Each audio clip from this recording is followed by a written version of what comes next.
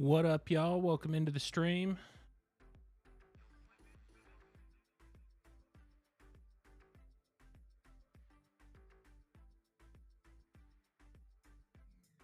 We're about to get started here. The show's going to start at 1 p.m. And I have no idea what to expect from this, but this is going to be a premium only stream.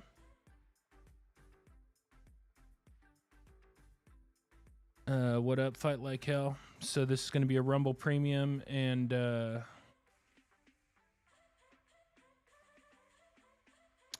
for YouTube members as well.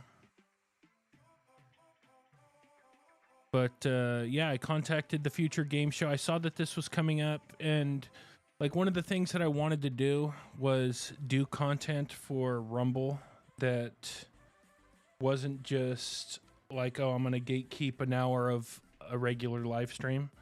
I want to do like events and stuff like that, stuff that actually matters, or actual premium content, like videos that are only available to Rumble Premium, or make it more important. Make Rumble Premium more important rather than just, oh, you know, the last hour of my live stream is going to be Rumble Premium. I think that's lazy. And I probably will do some of that just because I don't have enough content planned for this month. And since it's the first month of the Rumble Creator Program, you know, I kind of wanted to see how it was going to work before I started trying to create content specifically for it. But since it starts at 1 p.m., their live stream started at 12:30. But I think it started even a little before that. But as we get closer to 1 p.m., that's when I will switch it over to the premium side, so we can kind of hang out and talk for now. And I've been trying to hit up the CEO of Rumble to try to have a conversation with him about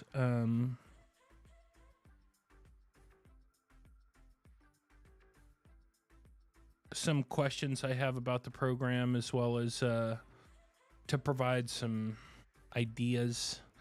Because in my opinion, now this is my opinion,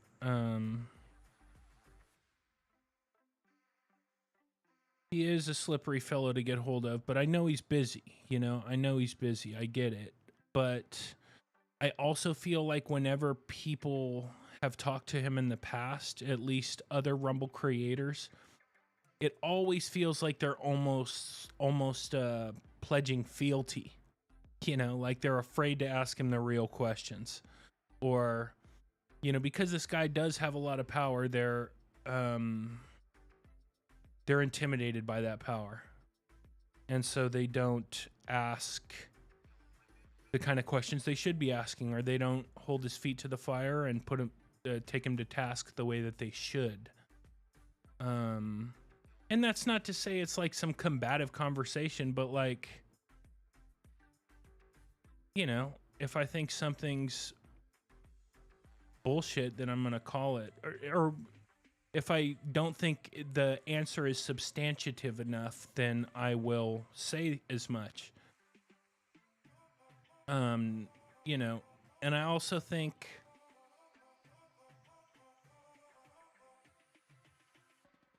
yeah, that's fine. I'm not, you know, I'm not here to, the goal is not to criticize him.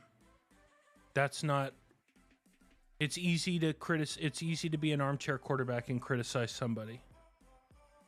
Real easy to do that.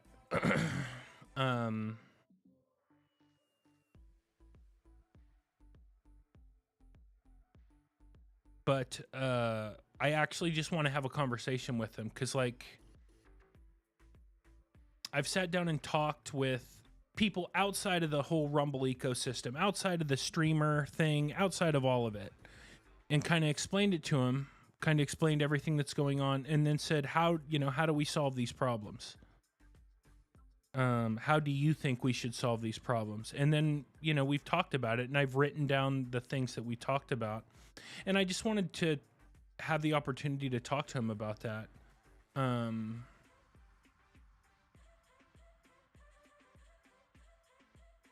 Like, you know, I'll give you one example, and that's how you have two accounts on Rumble. So I have a creator account, which is my TACETMORT3M one word account. Then I also have a regular account that's Tacet_Mortem. It's confusing, and it doesn't make sense to me. And I feel like they should merge them and get rid of the two accounts. I don't feel that they should. I know they should. Like, it's a very clear mark of confusion for everyone, for creators, for viewers, for people who use the platform. It doesn't make any sense. So that's an example. But I have a lot of not criticisms, but like, hey, what do you think about this? You know, another one would be like, so there's a lot of, turns out we can unsub from gifted subs. Yeah, I mean, there is a thing about gifted subs, but I do have some thoughts on the gifted subs and cannot. Oh, I see. You can't. So what do you mean? It's automatically turned on for you and you can't unsub? And it just charges your account? I don't know about that. But if that's true, tell me, and then you just made the list. I'll put that on the list. If someone gives me a sub, no, it doesn't charge. Okay. Well, that's kind of how it works. That's kind of how it's worked in the past. Because I've watched a streamer and then I get a gifted sub, and then, you know, I don't watch that streamer again, and the sub eventually goes away. I don't see it as that big a deal. And I think there's more important things than that. But another example is like, you know, there's a lot of esports that go on YouTube. Counter-Strike, Apex Legends, Valorant. Counter-Strike is probably the biggest one that I see. But Halo, League of Legends, and they don't really get any direct support from YouTube. Nothing. You know, they're not partnered with YouTube, and a lot of people end up watching it on YouTube because I watch it. I watch Counter-Strike esports.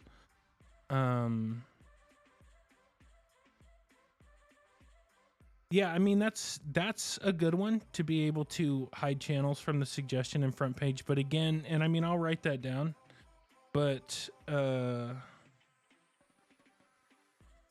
the conversation I want to have is not, this is what's wrong. This is what's wrong. That's not the conversation I want to have. Let me tell you what's wrong. That's not, I want to have a conversation where, hey man, these are areas that you could help elevate Rumble. With a snap of your fingers, with a wave of your hand, you can take Rumble to the next level with these things like this. Like I said, contacting these esports. Like, esports are not profitable as it is. They lose money. So they're hurting for money. And Counter-Strike esports is fucking huge. It's huge.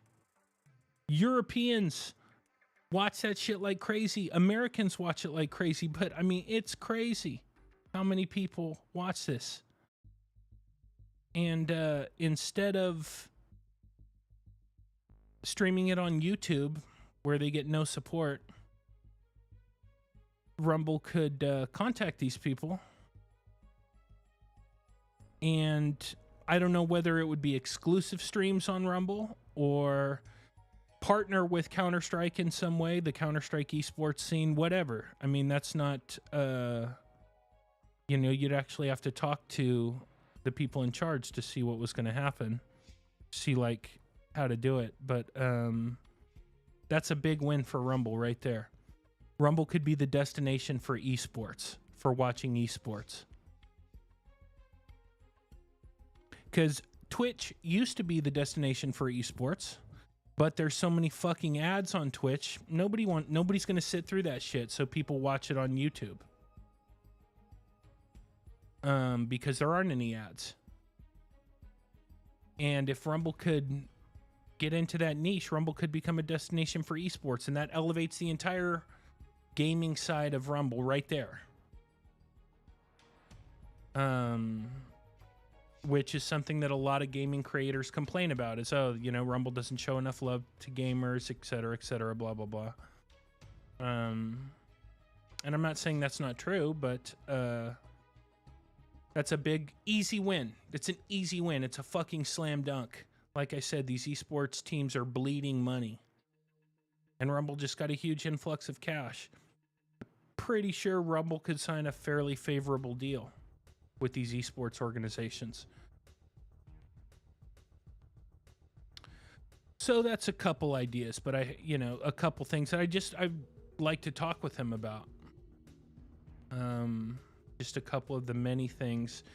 And, you know, I wouldn't be satisfied with just oh yeah, it's something we've looked into or something we're going to look into. You know, I wouldn't be satisfied with that kind of answer. I'd be like, okay, that's cool. You know, what are you actually doing? What are you going to do after we have this conversation? Are you actually going to do anything? And I feel like because he's the CEO of Rumble and he's got a lot of power, that people are intimidated by that power, which is fair. I understand, but you know, I've been around some pretty powerful people in my life, so I don't get intimidated as easy.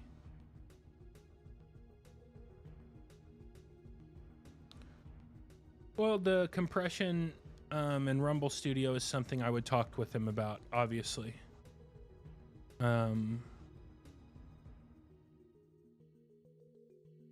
That's obviously something I would talk with him about.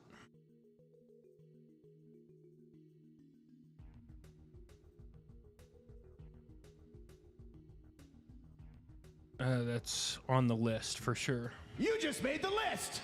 But except that made the list a while ago.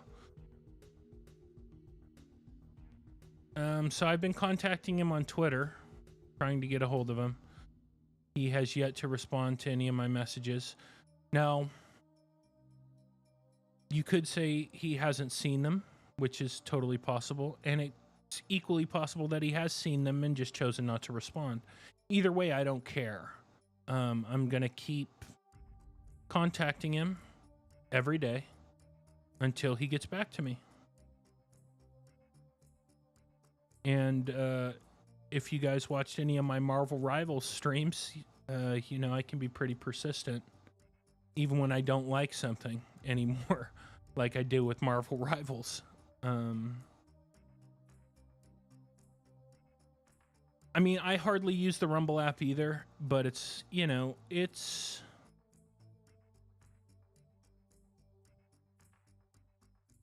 better than it was. It is better than it was. But, you know, it's missing a lot of the stuff that YouTube has. More specifically, like, just the smoothness and the latency issues. Like, I notice watching pretty much anyone's stream that isn't live. Not pretty much, I mean anyone's stream that isn't live.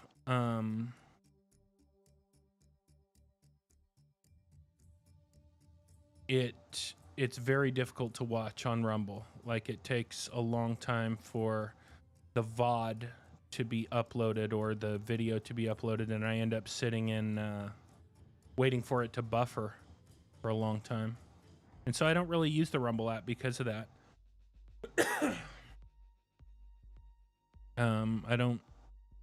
I don't use Rumble for a lot myself because of that.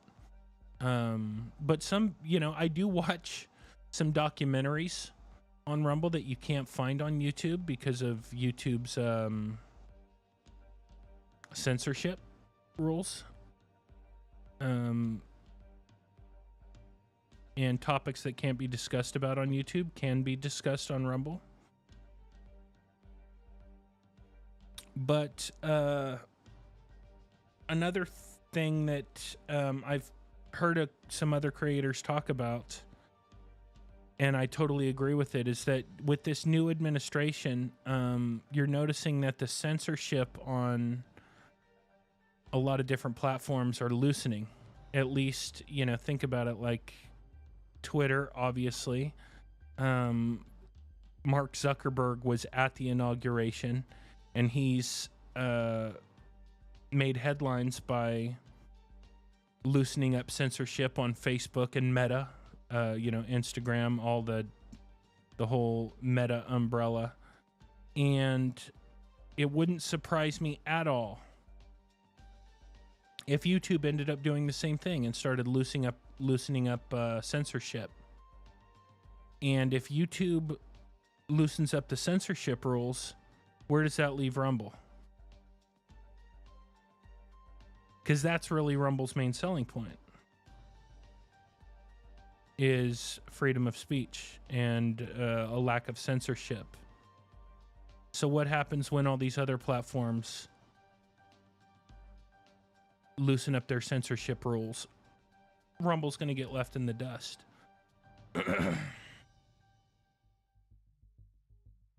And I don't want to see that happen, which is why I want to have a conversation with Mr. Pavlovsky, because I would tell him that directly. And, he would probably disagree with me, and that's okay. Everybody's got an opinion. But now is the time to strike. Like right now is the time to strike and plant a flag. And if Rumble doesn't do it, I don't think Rumble will last. That's my opinion anyway. Could be wrong. But we'll see if I actually end up talking to him or not. If I get the opportunity to do so, I'd be happy.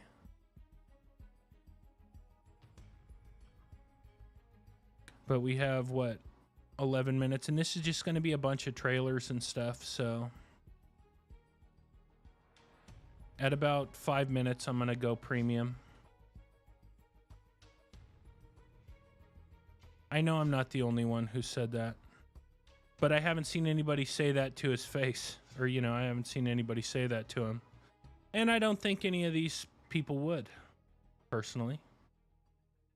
I've seen the conversations they've had with him, and, you can tell they're talking to somebody who has power, and they're intimidated by that power. I get it.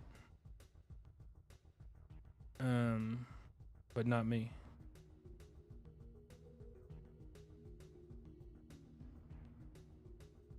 And I just want to have a conversation, a real life conversation,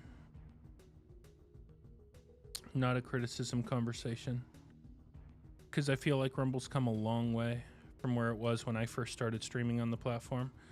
And there's people who've been streaming on it longer than I have who, saw it in a totally different state than even I saw it. And it's come so far since I started, and it's come a long way, is the point. But just because it's come a long way doesn't mean time to slow down. It's time to speed up.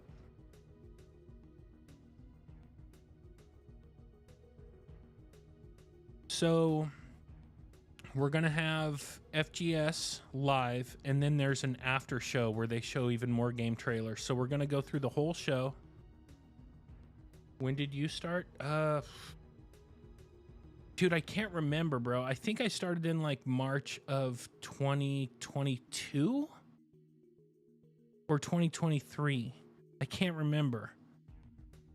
It's been 2 years, 2 or 3 years. I can't remember. It's been like 2 or 3 years that I've been streaming on Rumble. I think. You know, I really can't remember. But it's been a while. It's been a while. 2 or 3 years, I think. I know there's a way to look. I just haven't. But I'm pretty sure 2 or 3 years. It doesn't feel like 2 or 3 years, which is why I'm kind of questioning it. But I think it really has been that long. Because one of my family members was the one who suggested I start streaming on Rumble. They were like, oh, you should do it on Rumble. I think they saw some shit about Rumble on MSNBC or something. No. What's the age of the channel? What's the age of the channel? The first time I was on Rumble was when I started the channel. So, yep, that's right. Yeah, that sounds about right. Yeah, that sounds right. That's when I started on Rumble. So 2 years, like I said.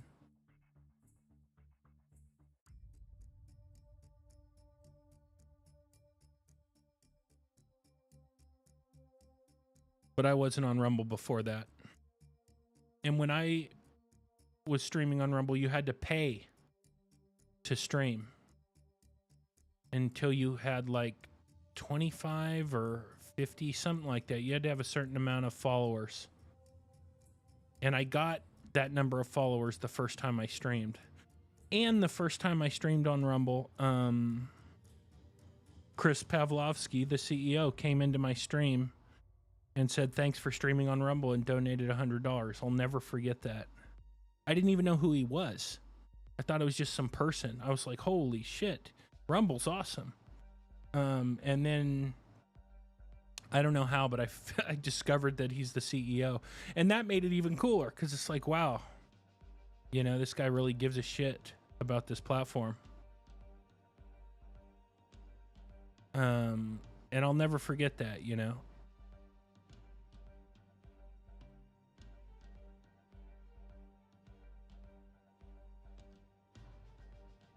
I haven't had any other CEOs come into my stream and donate. I thought that was pretty cool. And it wouldn't have mattered if he donated $1 or if he donated nothing, you know, but $100 is like, whoa. And I think at the time that was the biggest donation I'd ever gotten. And it was my first stream on Rumble, so, you know, want to watch the show in 4K? I am watching it in 4K. Okay, that's good.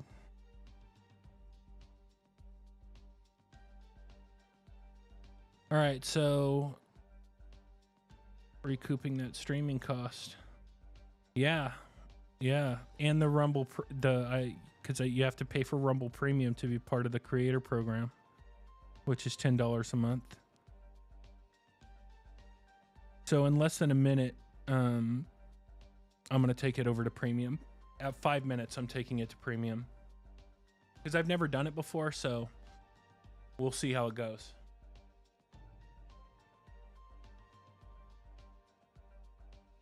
But I'm pretty sure you just press this lock button in Rumble Studio, so we'll see.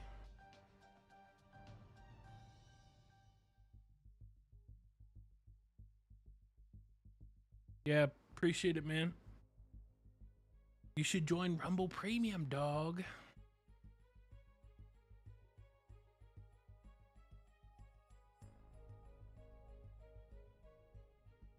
Support the platform. Pretty sure I'm the reason non-premium users can no longer talk in chat. I doubt it. Anyway, I'll talk to you later, man. Bye, fight like hell.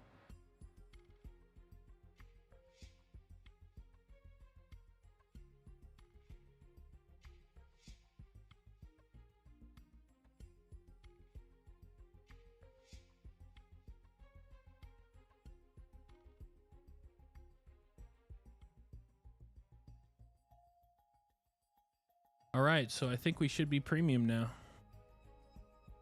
So welcome to all Rumble Premium peeps.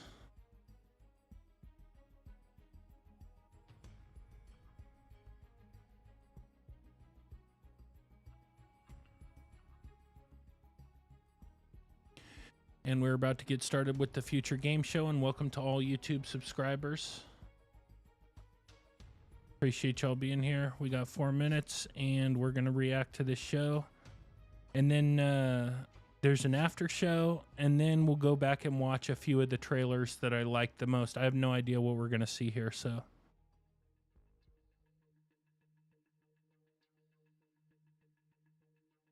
I'm hoping beyond hope that we see Dune Awakening, but I don't think that's going to happen. Like, I'm still waiting for Dune Awakening's pre-order date to be announced. It's ridiculous that it hasn't been yet. At this point, I'm starting to think they're going to delay the game.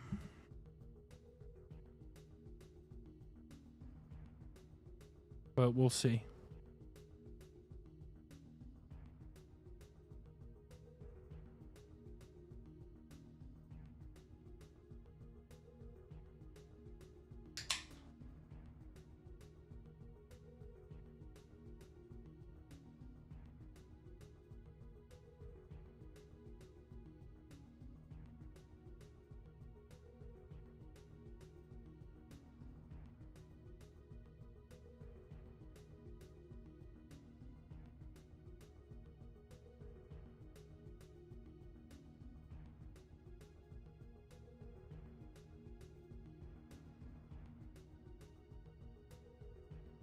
They weren't joking about 1 p.m.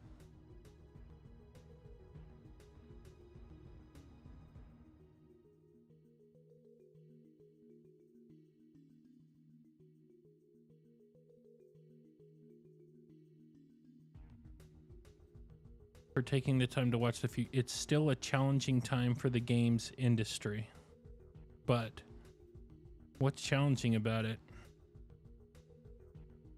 All the layoffs? Well, make good games. Although there have been a few studios that have made good games that still got shut down.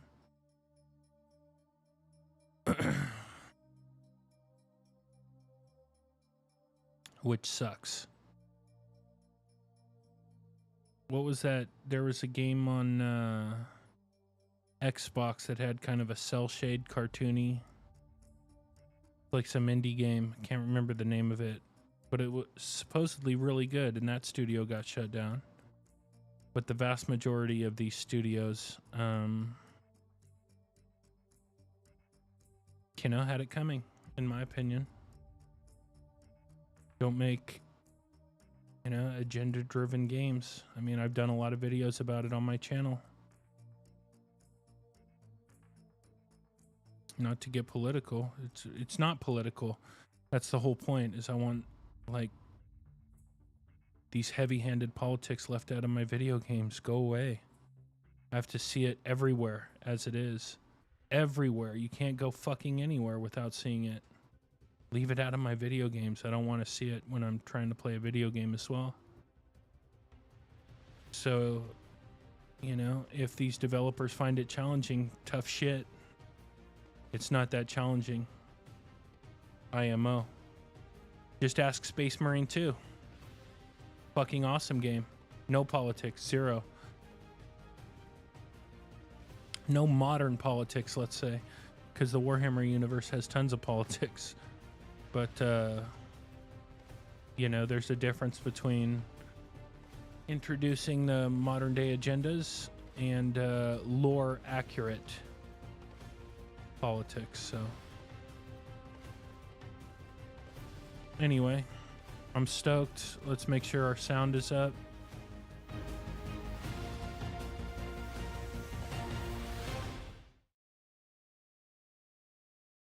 All right, here we go.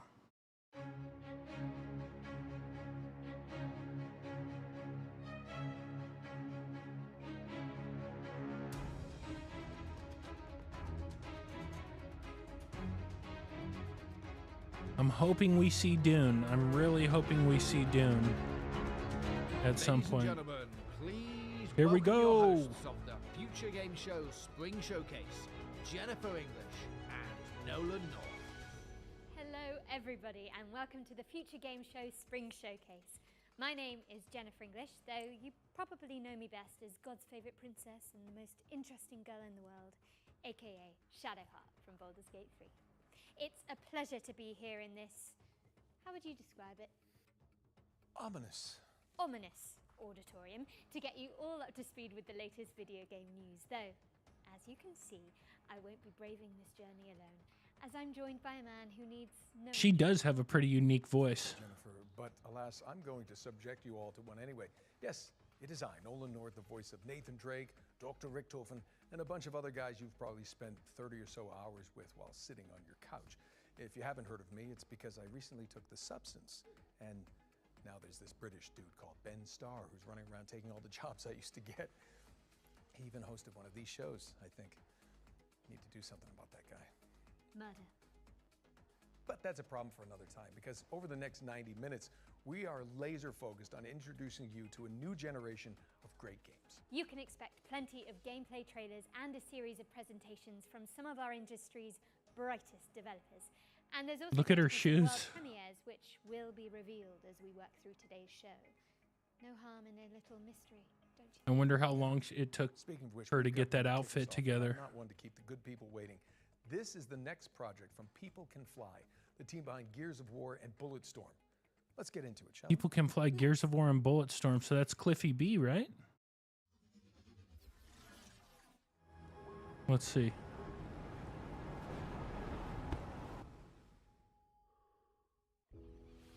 I'll try to be quiet during these trailers.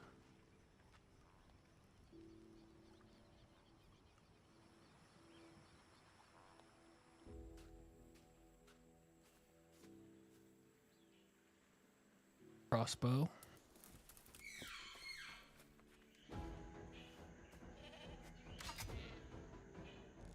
Remember, this is alpha gameplay, so...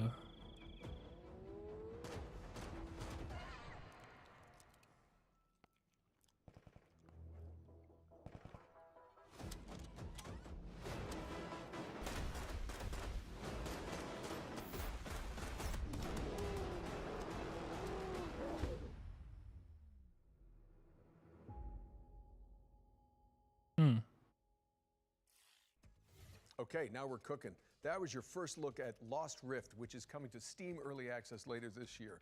But you can wishlist it right now and join the Lost Rift Discord for more information. Now, Jen, I feel like you'll have something to say about this next trailer. Yes, this one is quite special to me. We've got a new trailer for Claire Obscure Expedition 33, and it's all about the character I'm playing in the game, which is now on this giant screen behind me. I keep I seeing little cannot stuff wait about this for game. you all to hear how her story unfolds, but for now, here's an introduction to your new favorite graphics look character in video insane. games ever, Maya. Lumia is not my home. Not the way it is for you. Having second thoughts about the expedition? Please. I'm more ready to go than you are.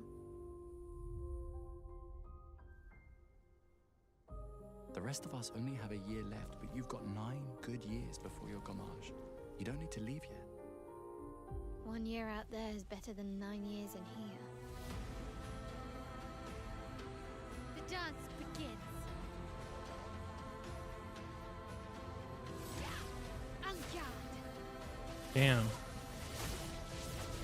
Looks kind of crazy. Strike.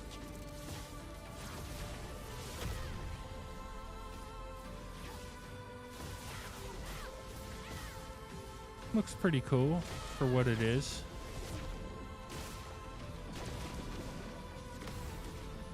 Finesse and grace.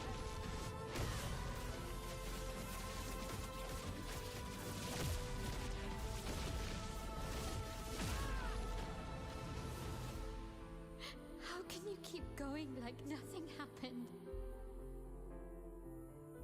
Damn, that's coming out really soon. Love to see it. That was a closer look at Jen's character, Mael, in Claire Obscure Expedition 33. It's coming to PC, PlayStation and Xbox on April the 24th, so not long to go now.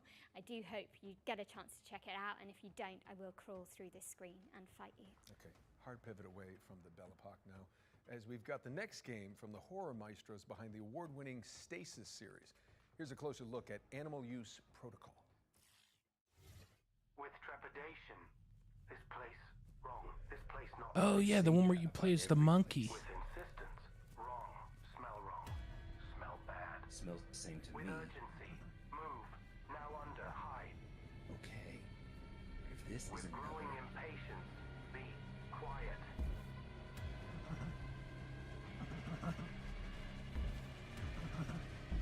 Oh shit.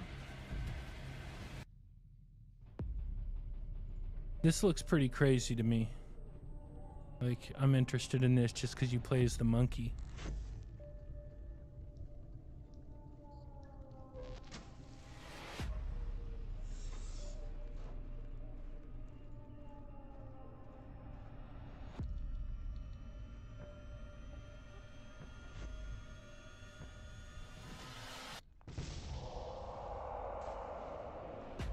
What's up with that little mouse on the gun?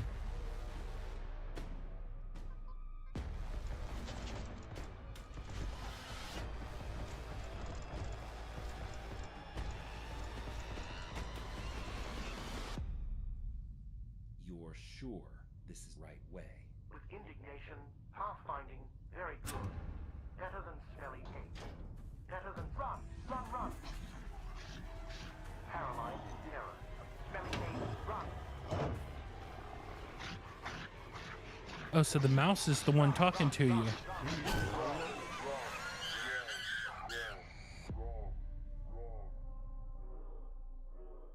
Animal Use Protocol. Yeah, that's cool. That's cool. That one looks cool. Animal Use Protocol is coming soon to PC, so stick it on your wish lists if you want to see more of this Tamagotchi rat companion. Now, as we learned earlier this year, Capcom's cult classic samurai series Onimusha is making a major comeback. And thankfully, for those of us who want to catch up, there's a remaster of Onimusha 2 Samurai's Destiny on the horizon. Here's an inside look from the game's developers with a focus on Hell Mode, a brand new one-hit kill difficulty setting for the masochists among us. One hit kill. Damn, this is so old school. That's dope. Just like with movies, they're not coming up with new ideas, so instead they remaster old ones, just like remakes. The name says it's all, really. Hell is an extremely hard difficulty mode. All it takes is one hit from any enemy, and you'll die instantly. It's not for the faint of heart. I haven't been able to complete it myself yet. But some members of the staff have been able to pull it off. So I hope everyone tries it out to see if they can get through it. I never played these.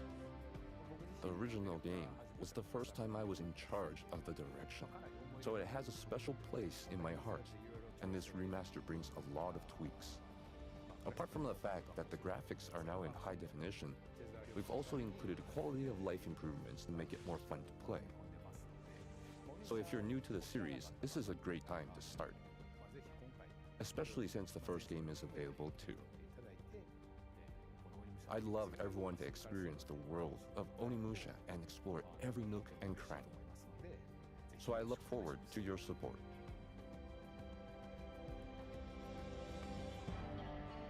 May 23rd, okay.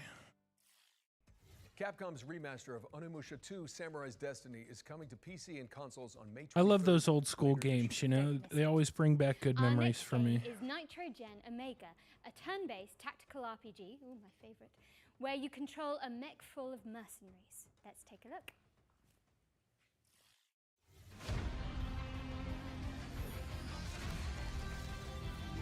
A mech full of mercenaries.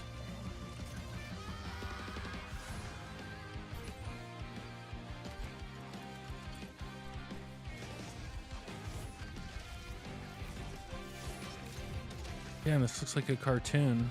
Let's see some gameplay. Turn-based, huh? In the director's seat.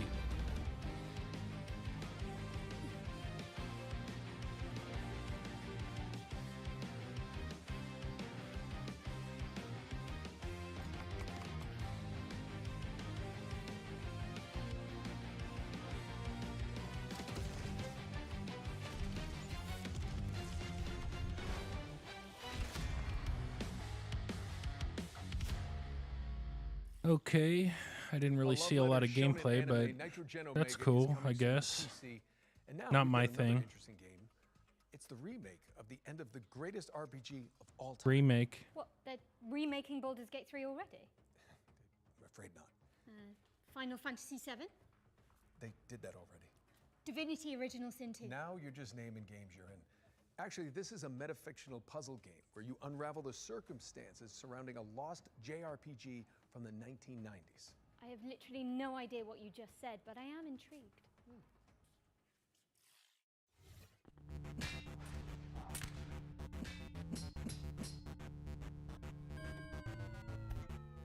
Hi, I'm Lucas Emmanuel. And I'm Jacob Dominic. And we're two members of CoinDrop Games, making the remake of the end of the greatest RPG of all time. Remake of the end of the greatest RPG of all time is a faithful recreation of the last hour of everyone's favorite RPG.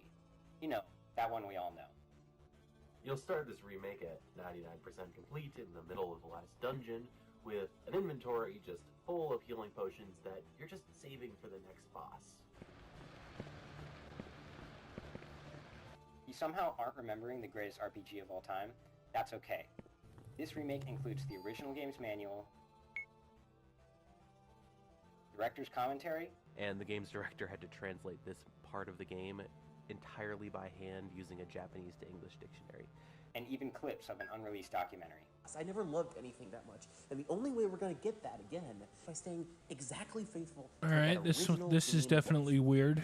Didn't know what the greatest RPG of all time was? I suppose it would turn this into a deduction puzzle game where you'd have to use these bonus features, deductive reasoning, and a little bit of creative thinking to figure out how to complete the last hour of this epic RPG.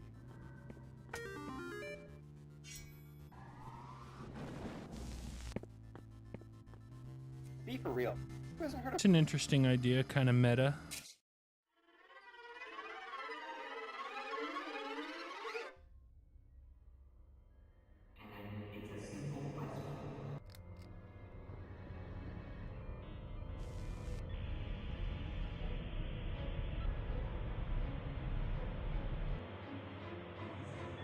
Kind of inside jokey, I guess.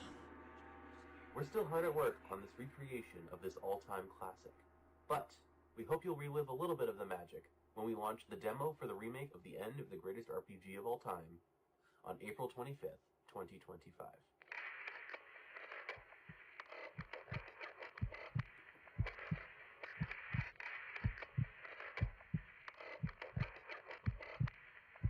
Okay.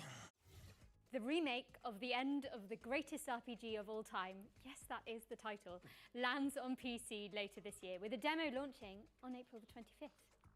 Now, I think we've got another world premiere up next. Yes, we do. This one's an isometric survival game based on a comic by Kyle Starks. I hate this place? Well, you can leave whenever you like. Okay, see ya. No, it's actually... Never mind, just roll the trailer.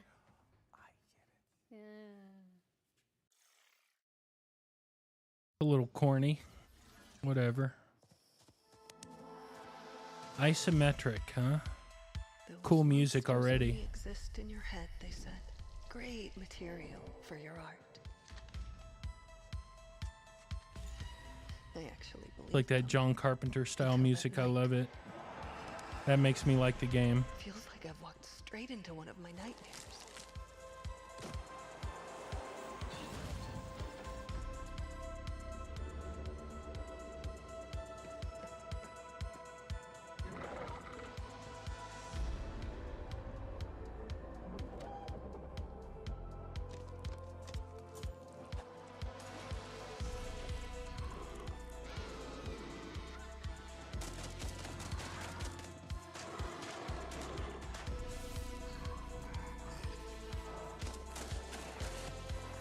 Ooh.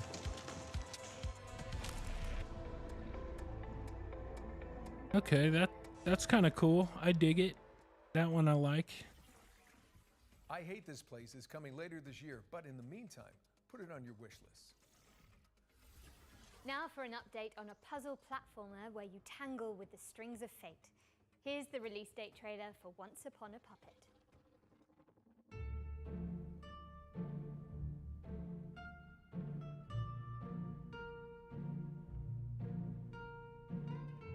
Once Upon a Puppet, huh?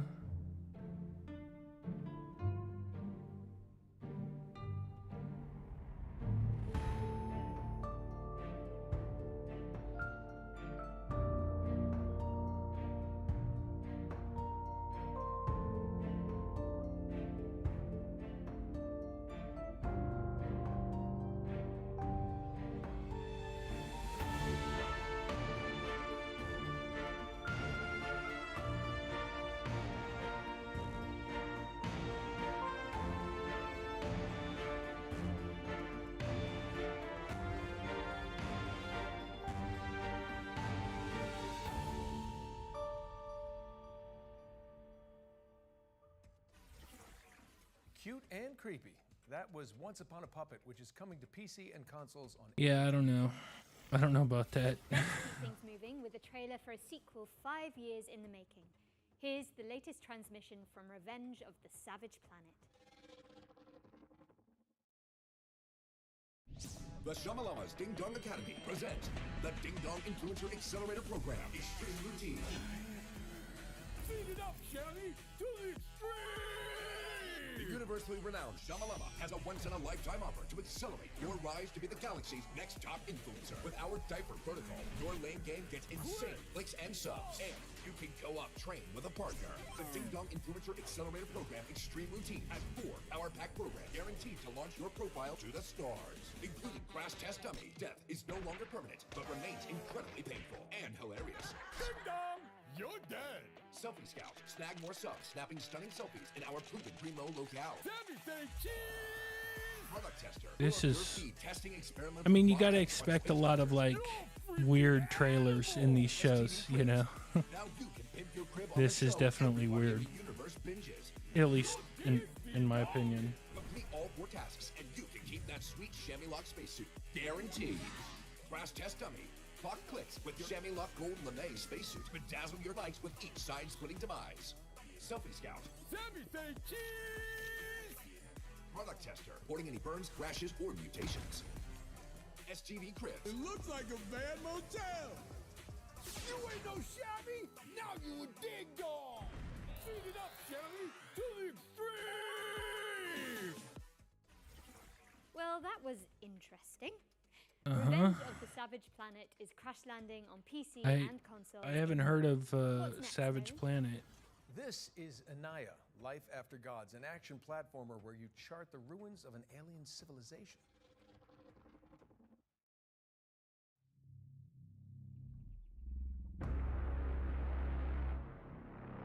Assassin's Creed.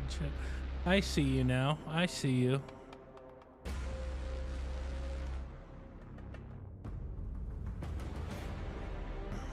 Gods are dead, but we try to survive in their world. What up, Dexter?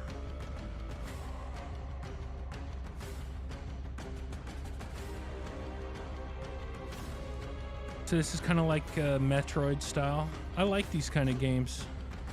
It's been a long time since I've actually played one, but I do like these kind of games.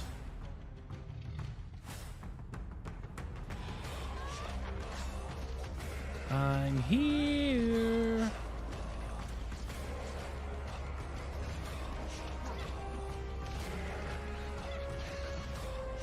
Poltergeist. Yeah, this is cool. This is cool. I like these kind of games. We are live streaming the future game show and doing a reaction. So this is live right now.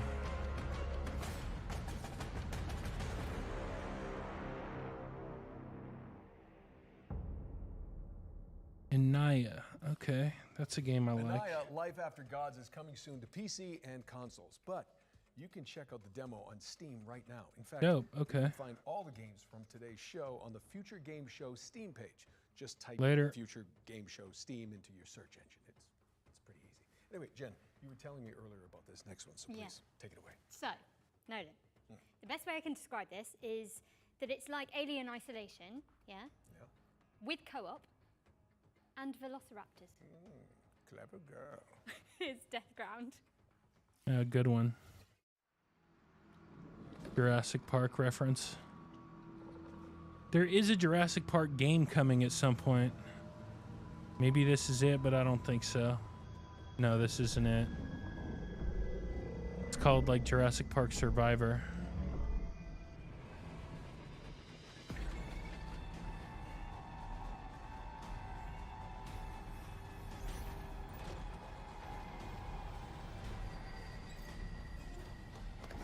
Alpha footage, okay.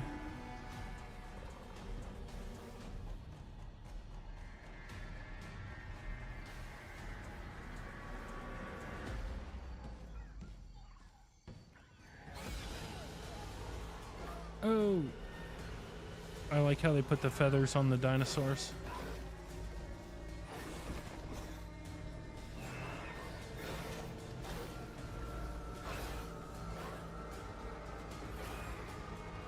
Oh shit. No, I'm not going to be playing anything. This is just a reaction stream today.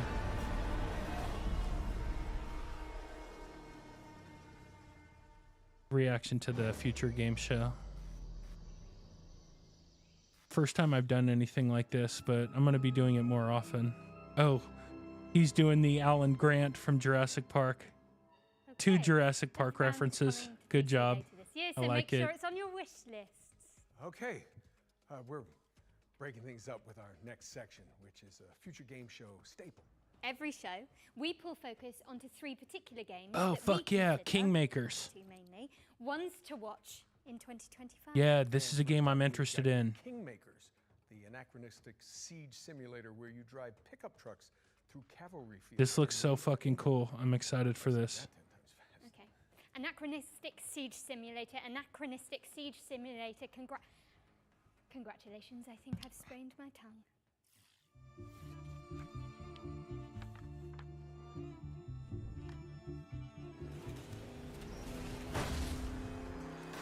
Boom!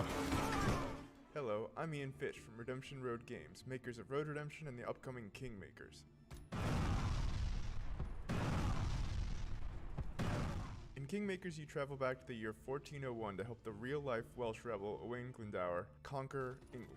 In reality, his Welsh rebellion was defeated and he mysteriously disappeared. So, in 1401 England, you'll use modern weapons to help the outnumbered Welsh defeat English armies made up of thousands of soldiers. And everything in Kingmakers is real. The thousands of soldiers are all simulated. Furthermore, all buildings are fully navigable and fully destructible. Oh! Thousands of soldiers can navigate complex multi-story castles with the same level of pathfinding fidelity you'd expect from a modern first-person shooter. Originally, we thought Kingmakers was going to be a cool simulation of what it would be like to go back in time with modern weapons. Would you be able to defeat a medieval army with an AK-47? Then we realized that if we're going to do this, we got to do it right. Medieval battles involve thousands of soldiers, so we're going to simulate thousands of soldiers. And this isn't like Dynasty Warriors, where soldiers kind of spawn into existence as you approach them. In Kingmakers, they're always there, running their AI all the time. Oh. Furthermore, we realized that a game with this scope, the player would want to be able to command his armies and fortify his own outposts, so it kind of grew for there. It's now something completely unique. A shooter with real-time strategy elements that rival Age of Empires, and shooting gameplay that rivals Helldivers and Space Marine. Today we're excited to share a little bit more about the destruction aspect of the game. Boom! Every building, castle, wall, and tree in Kingmakers is fully destructible. You can blow it up with a grenade launcher, take it out with an airstrike, or maybe even demolish it with a tank.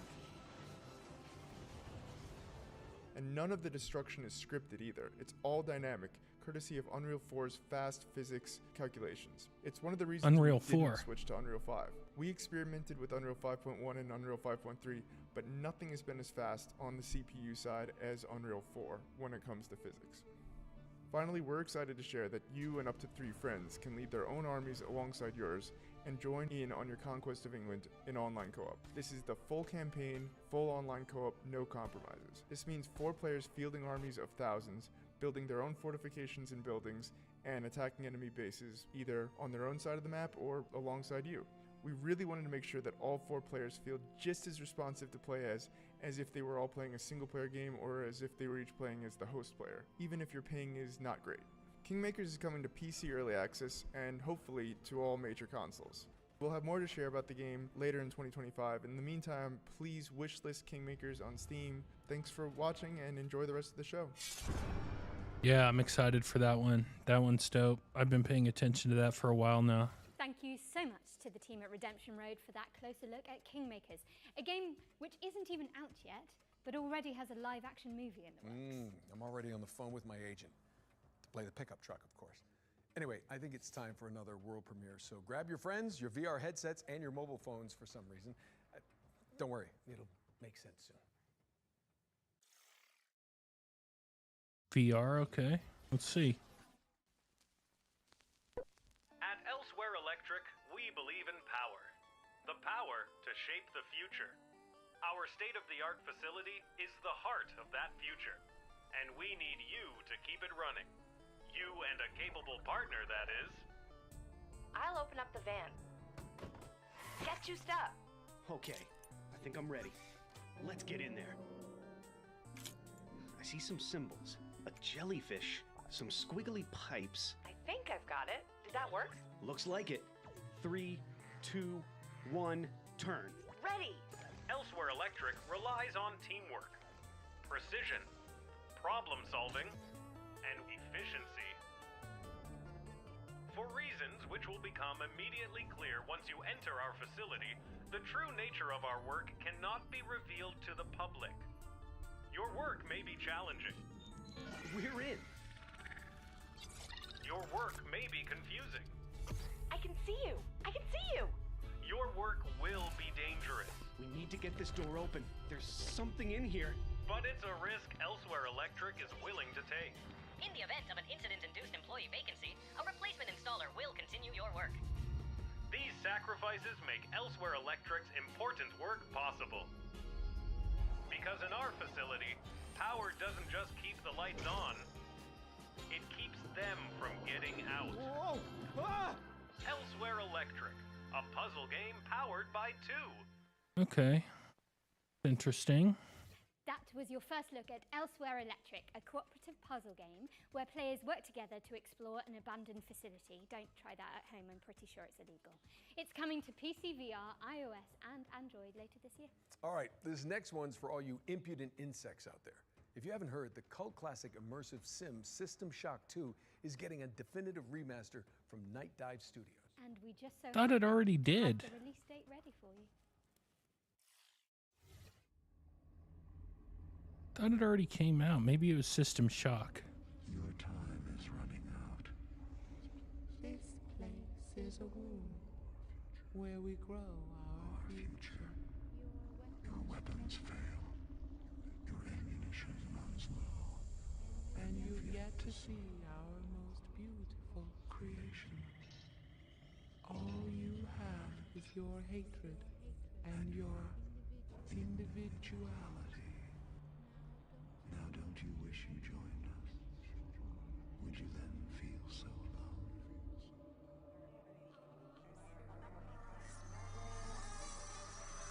Final showdown.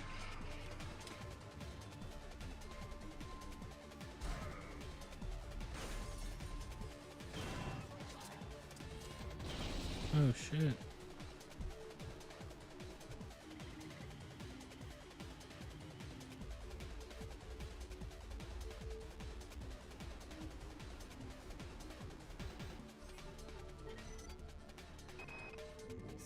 Yeah, this looks cool. This looks dope. I like it.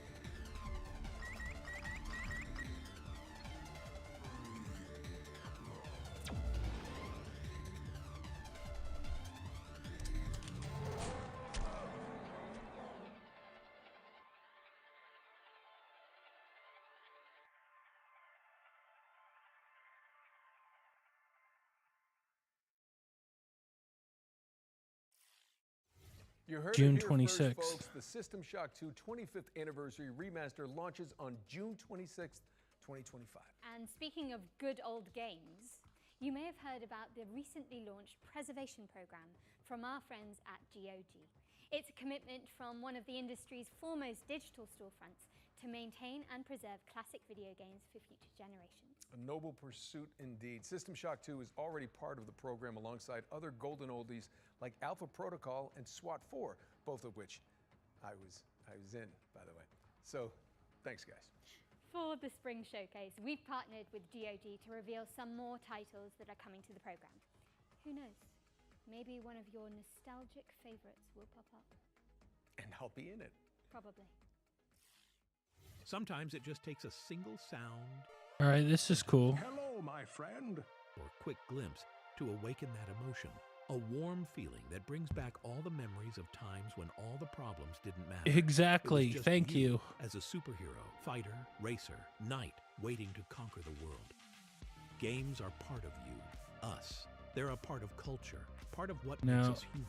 Without all these preservation, games are before all the my time, emotions, but creativity, stories, and innovations behind them risk being lost forever. How can we ensure everyone can play games today, tomorrow, and for years to come? Devs, share the source codes, artwork, and even collectibles that you own with museums so they don't get lost. Gamers, play these games and talk about them. Make them live forever. Vote and share your gaming stories on GOG Dreamlist to help bring more games to the GOG okay, that's preservation cool. program. GOG Games game within list. the program are maintained by us and guaranteed to always work on modern computers. We've already future-proofed more than 100 titles. Today, we are happy to say that the GOG preservation program is expanding with even more titles.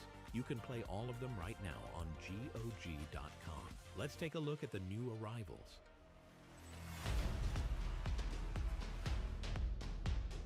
Made compatible forever. Tomb Raider series. Oh, I did play those on original PlayStation. Never played Alone in the Dark or Ultima or this. Most of these I haven't played. Played Fear.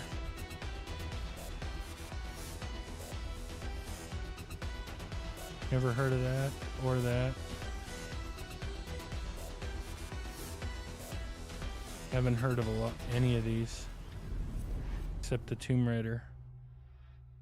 And I've heard of Alone in the Dark, but I haven't played them. All right, that's cool. Do us a favor and head over to GOG.com to peruse the expanded preservation program library. We've also collaborated on an FGS-themed sale, which you can find by heading to GOG.com/FGS. Okay, at this point, you're probably thinking, Nolan North, why are you on the balcony? Where's Jennifer? Well, I'm going to be honest. I'm not so sure myself, but we're about to throw it out to a series of back-to-back trailers while I look for her. And way down. Jen? Jennifer? Anyone?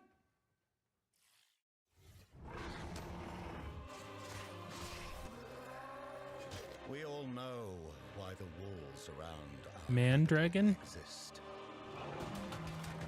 This world fell to the forces of darkness. Its light is replaced by shadows and the terrors that lurk within them.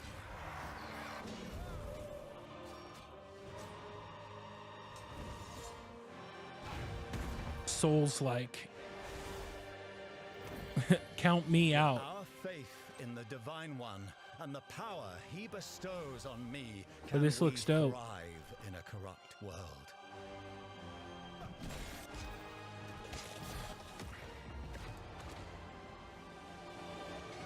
Inquisitor, a word in private.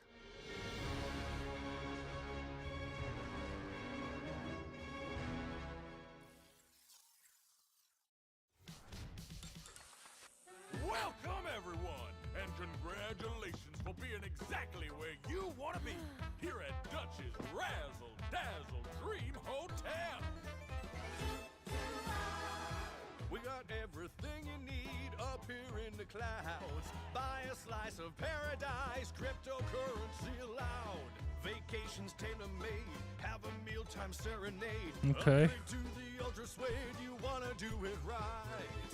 Party on the promenade, every day is a parade. Stay out for the masquerade, the party goes all night.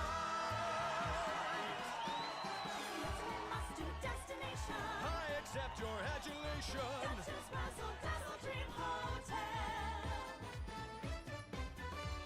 At Duchess Razzle Dazzle Dream Hotel. Yeah. All right.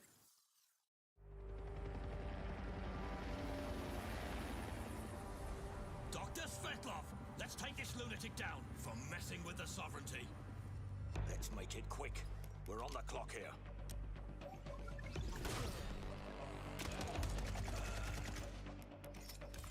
That's handy.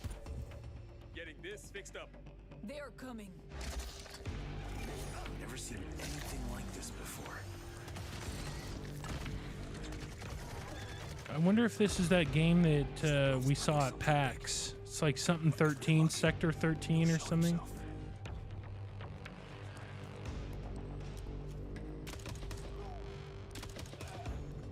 Svetlov's called hideout. Any idea how many I doubt it, but it looks kind of like it. Svetlov could be anywhere.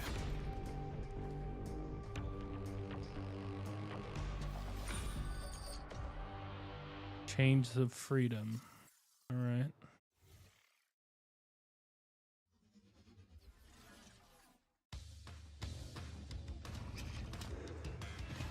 Roguelite shooter. By the way, any of the games you see here, there's a Steam page on Future Game Show. So just look up Future Game Show on Steam and you can see any of these games.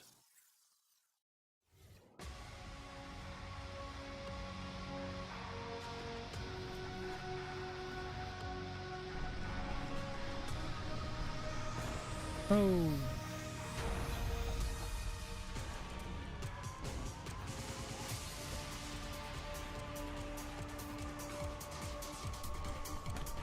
So this is a race, how fast you can do it. Bionic Bay.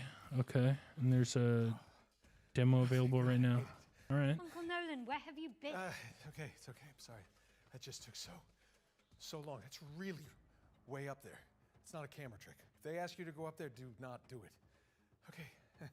What's next? While Uncle Nolan recovers, let's Uncle take a look at Nolan. Neighbours Suburban Warfare, which is kind of like Rainbow Six Siege, except with pigeon poop bombing runs. Yes, you did hear that correctly. And backyard brawls. She said poop. Are you okay? I can't breathe. Okay.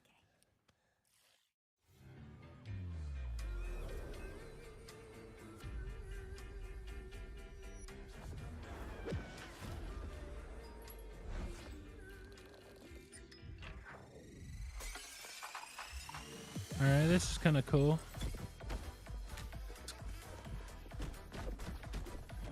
Ooh.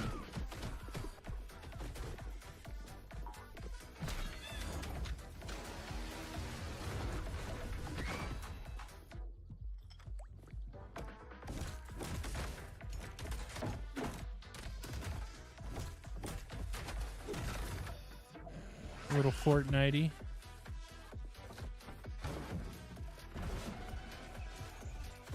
Boom.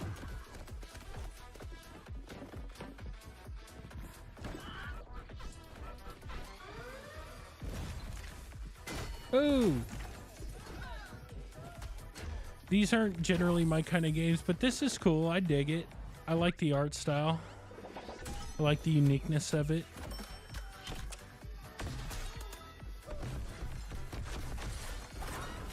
Vacuum, that's funny. Yeah, that's cool. That's cool. That's a cool one.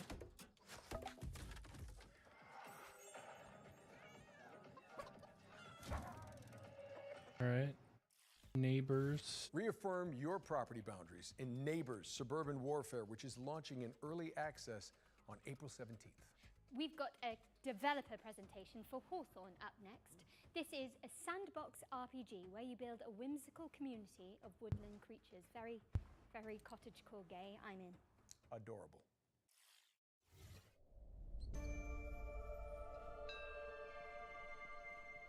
Hawthorne, is a sandbox RPG realm of anthropomorphic animals and fairy tale creatures.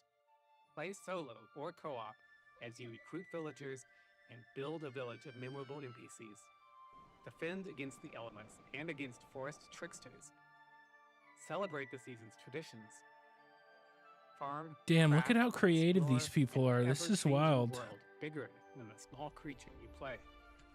Bringing this nostalgic world to life has been a long-term dream for us, and we're thrilled to be doing it alongside our players. Hawthorne will leverage our experience making some of the world's most beloved RPGs to establish a new genre that blends the emergent fun of sandbox games with a charming simulation of village life.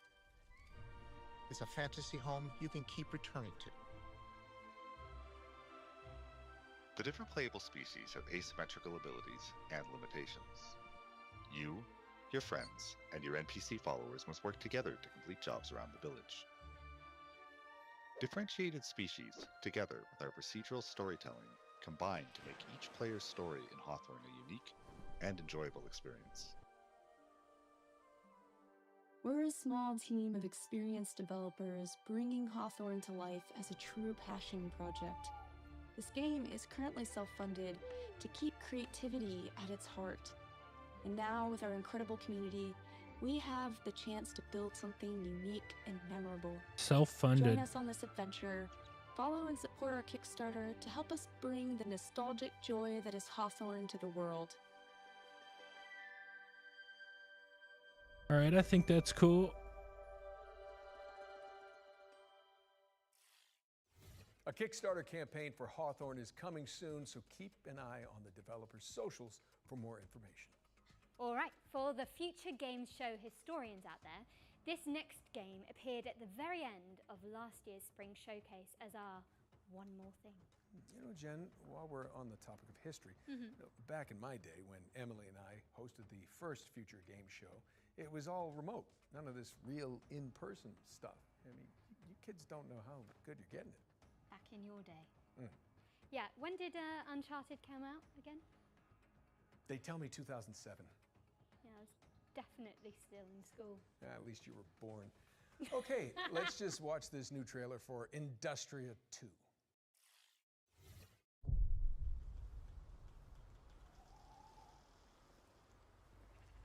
Industria 2.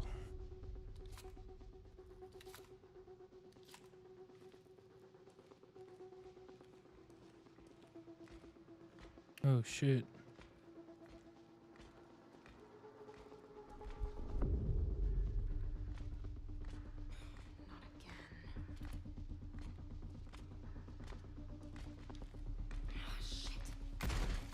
Ooh, it's on now.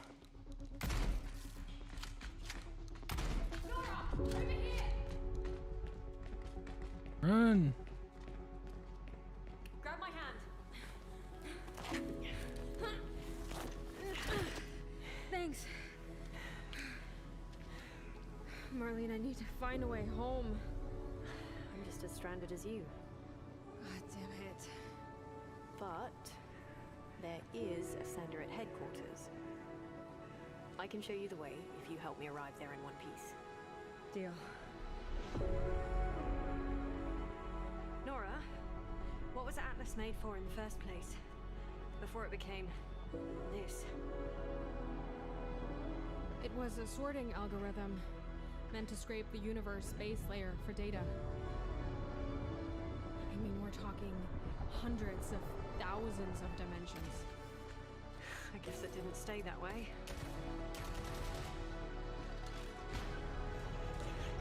Yeah, this is definitely cool. Industria 2.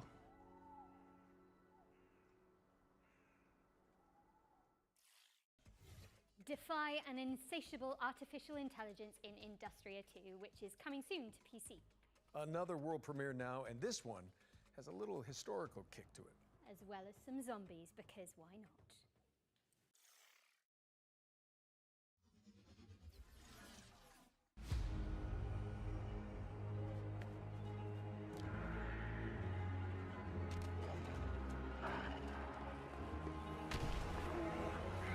Damn, bear, owl. Wolf. Zombie.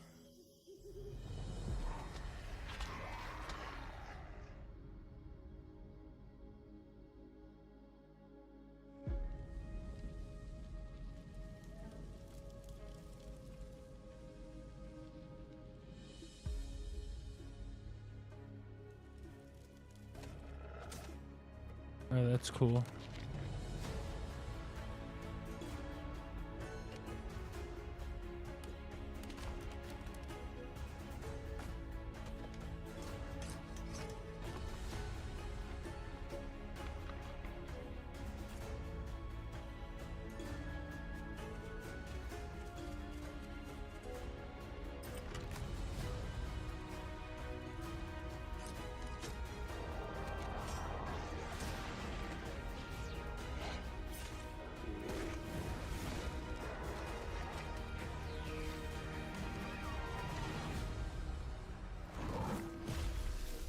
Romestead.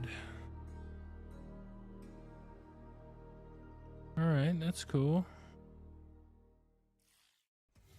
Romestead is a survival game where you rebuild the empire after the fall of Rome.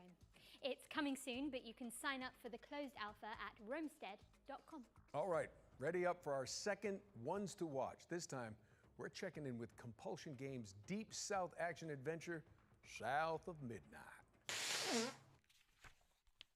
Oh yeah, this is like, this one looks really weird. Really unique. Hello, I'm Whitney, and I'm the art director at Compulsion Games. Hey, I'm Zaire, and I'm one of the writers at Compulsion Games. Right now, we're working on South of Midnight. It's a third-person action-adventure game set in a folkloric version of the Deep South.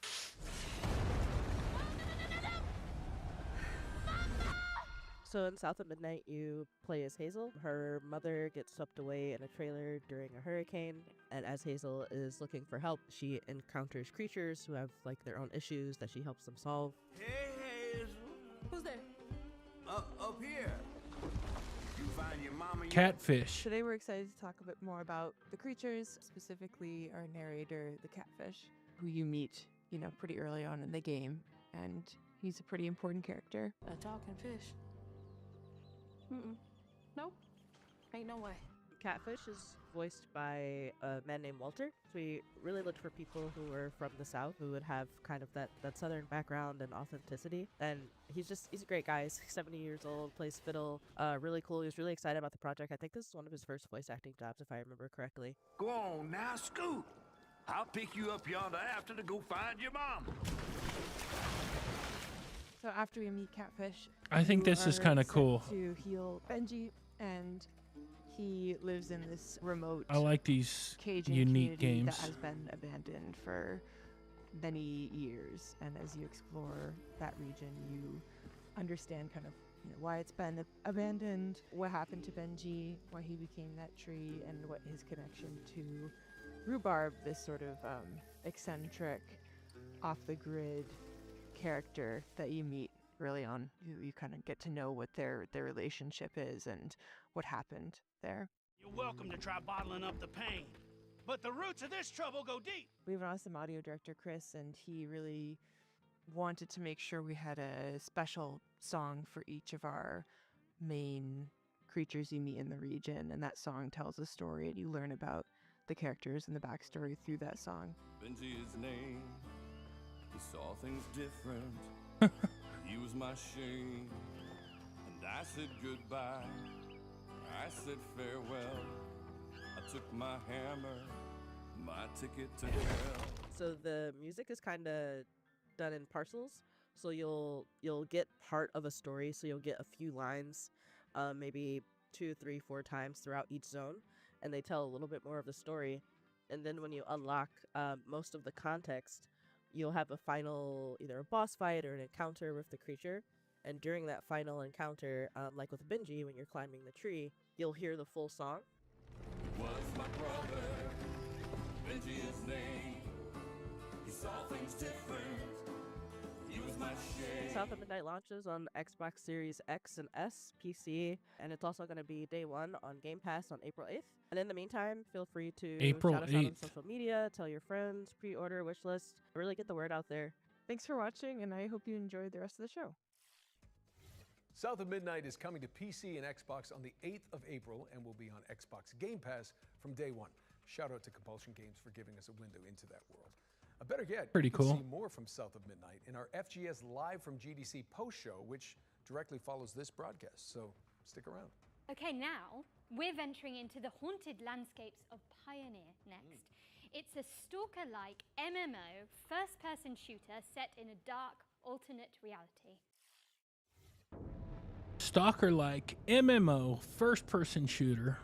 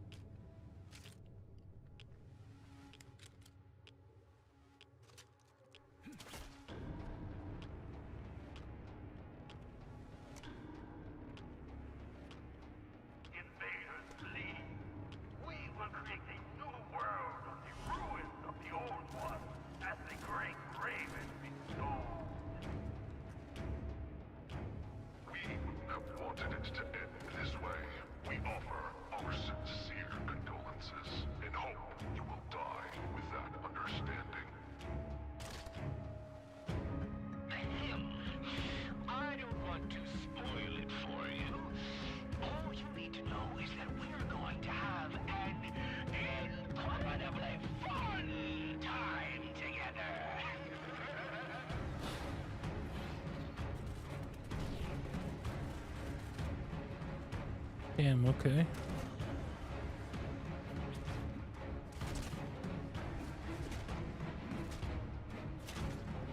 Already the melee combat's better than No More Room in Hell 2.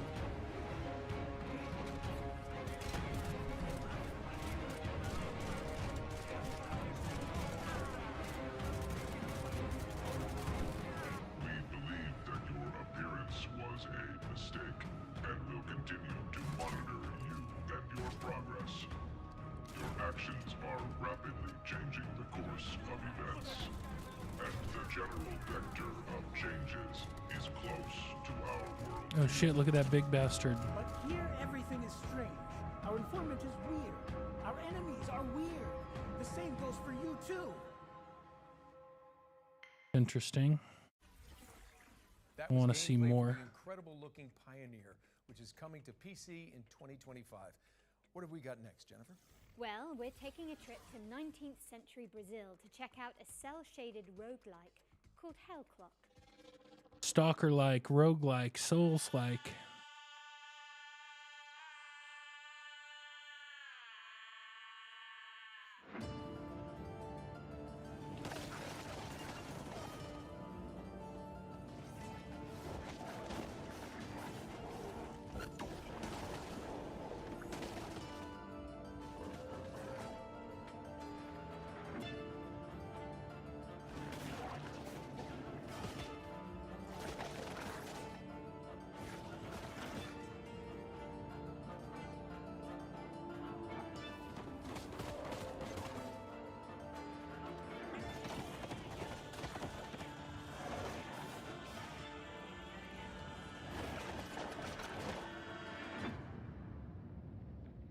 Hellclock. Demo available now. Okay. Not my thing, but all right. Set your alarms because Hellclock is coming soon to PC. There's also a demo available on Steam, so go check it out after the show. Let's push things forward with a completely different game, one that asks you to be the MVP in PvP vehicular combat. Nolan, did I say that right? I have no idea. Anyway, here's Rivals Hover League.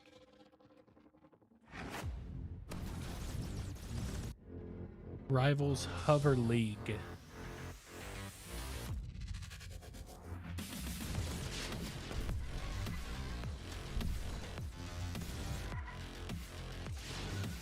You never know. You know, if I saw Rocket League in one of these, I'd be all, that looks fucking stupid, and it's a huge game with an esports scene and everything. So you can't really tell. This could be the next big thing. Who knows?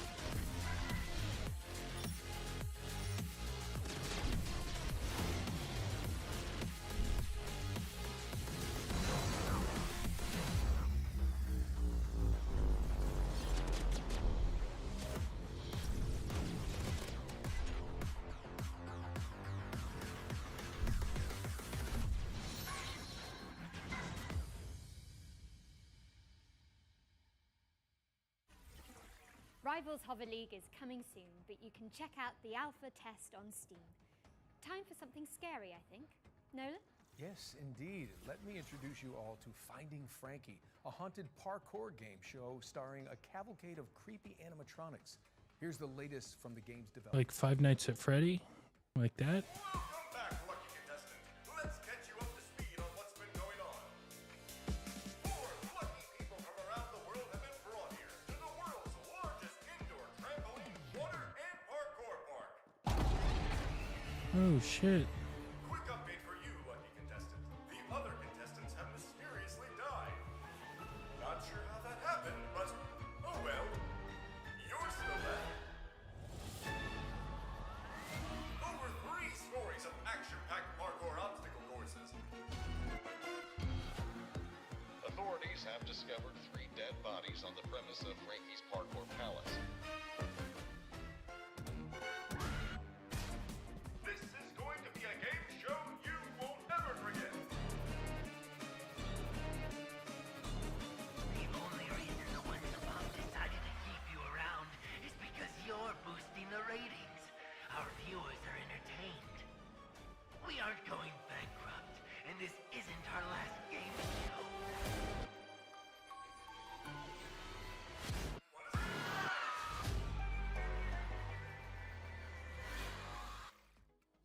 It's interesting. Watch your step when Finding Frankie comes to consoles on April 15th. Moving swiftly away from that terrifying image, we've got a special update from Tale Worlds Entertainment about their beloved medieval warfare simulator, Mount and Blade 2, Bannerlord.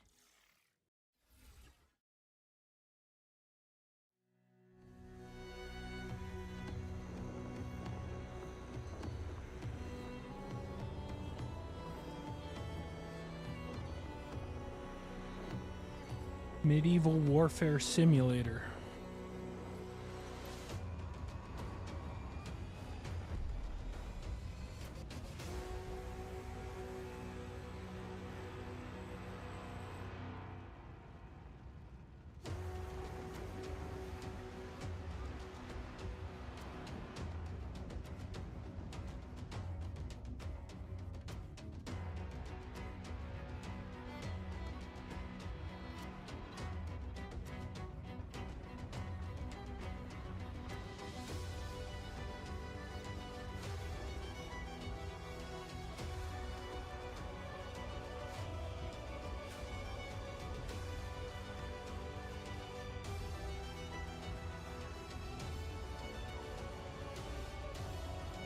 I was hoping to see some gameplay, but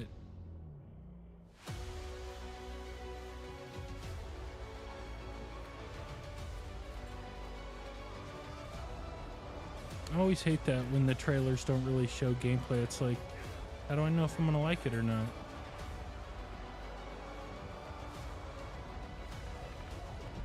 Boom. Oh shit, look at that RAM.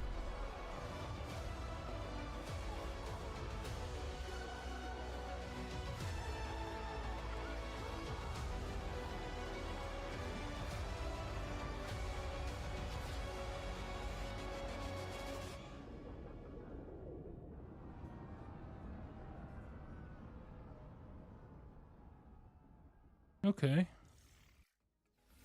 What a brilliant surprise. Mount and Blade 2 is getting naval warfare, a new faction, and so much more with the War Sales expansion, which is coming soon to PC and consoles. And sticking with the seafaring theme, here's the latest on an Unreal Engine 5 sailing adventure inspired by Firewatch. This is Will Follow the Light.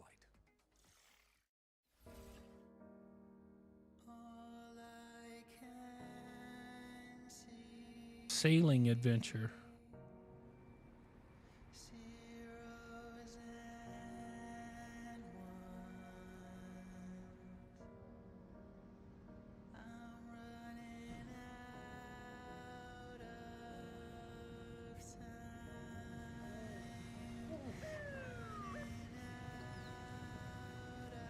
Good dog.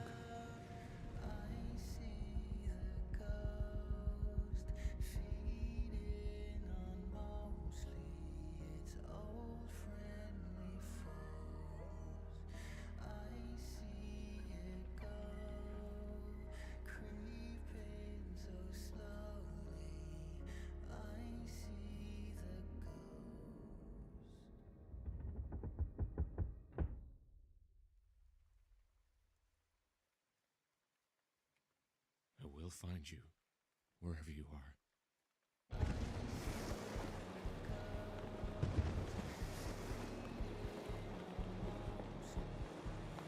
Damn.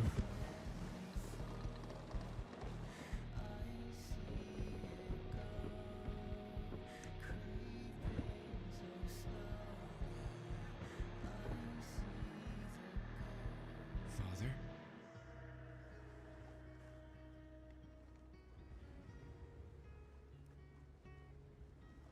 Looks kind of cool.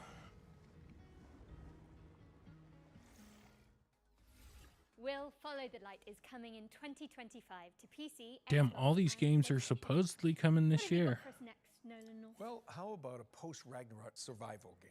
Okay, here's the developers of Cloudheim, Noodlecat Games, to give us the inside scoop.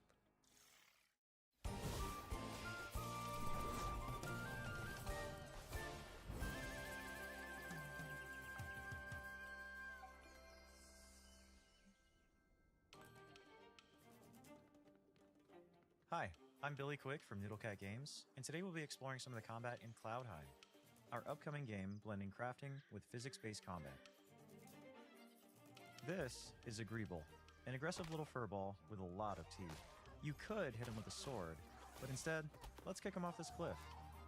Greebles aren't the only threat out here, though. You'll also fight against heavily armored enemies like armadillos who roll recklessly through your allies. You'll need to dodge their rolls and then attack when their guard is down. Looks like Dwarvens, kind of like however, Zelda a keep their little distance bit. with ranged magic blasts.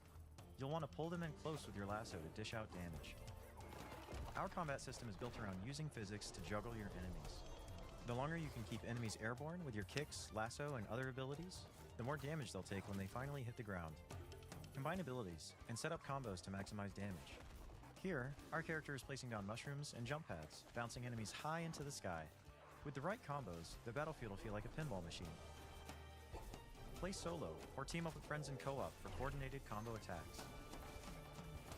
While you explore the islands in Cloudheim, you'll come across mysterious portals that lead to dangerous dungeons filled with tough enemies and rare loot for crafting. You'll grow in Cloudheim by mastering weapons to gain abilities along 4 class pathways, each excelling in a different style of combat. Spellblades supplement their attacks with elemental magic. Outlanders break armor to create weaknesses. Treasure hunters focus on speed to exploit weaknesses. And sentinels defend and heal the team when dealing damage. Choose the weapons and abilities that fit your style. You can freely Yeah, switch this to Cloudheim this just looks a changing lot your weapons, like or focusing on your Zelda. favorite, or make hybrid builds. Team up with your friends to create absolute mayhem.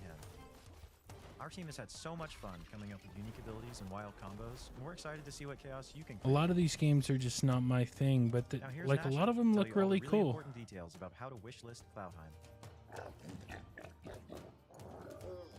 Thanks, Nasher. In case you didn't get that, Cloudheim releases this year. Wishlist it now. Cloudheim.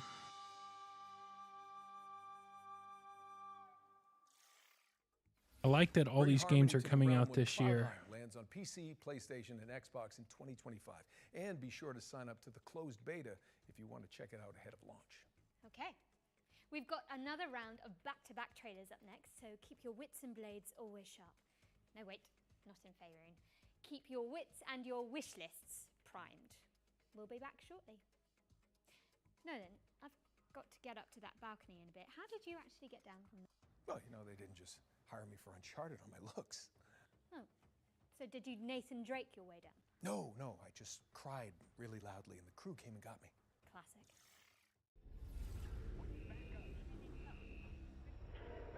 Corny. You're corny.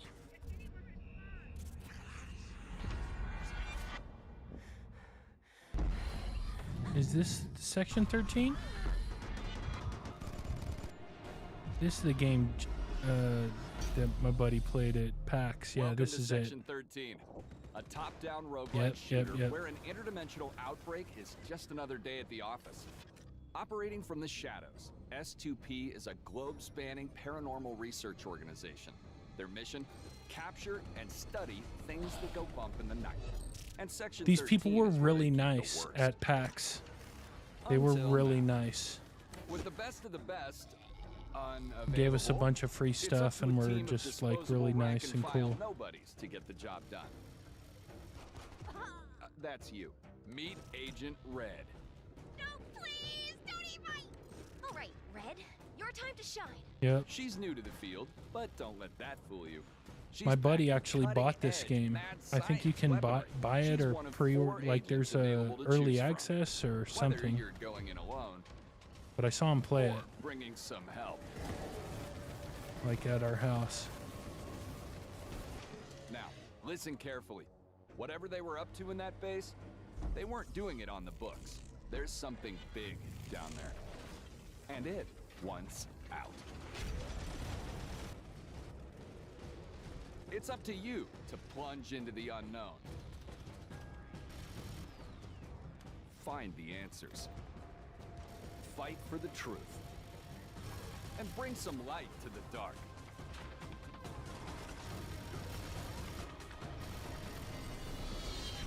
Section 13. Clock in. I'll have to tell him that's coming out in May. From all over the world. We are Bandit Trap, a home security company, and our new line of home defense products needs to be tested. So we're calling on you to do the job.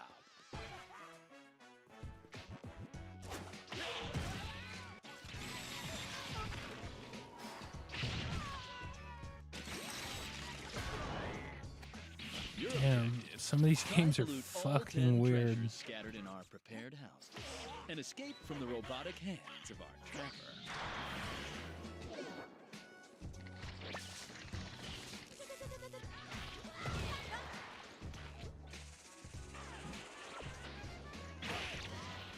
This little fella packs all the skills to achieve our ultimate goal. Defend homes and their treasures against bandits from all over the world.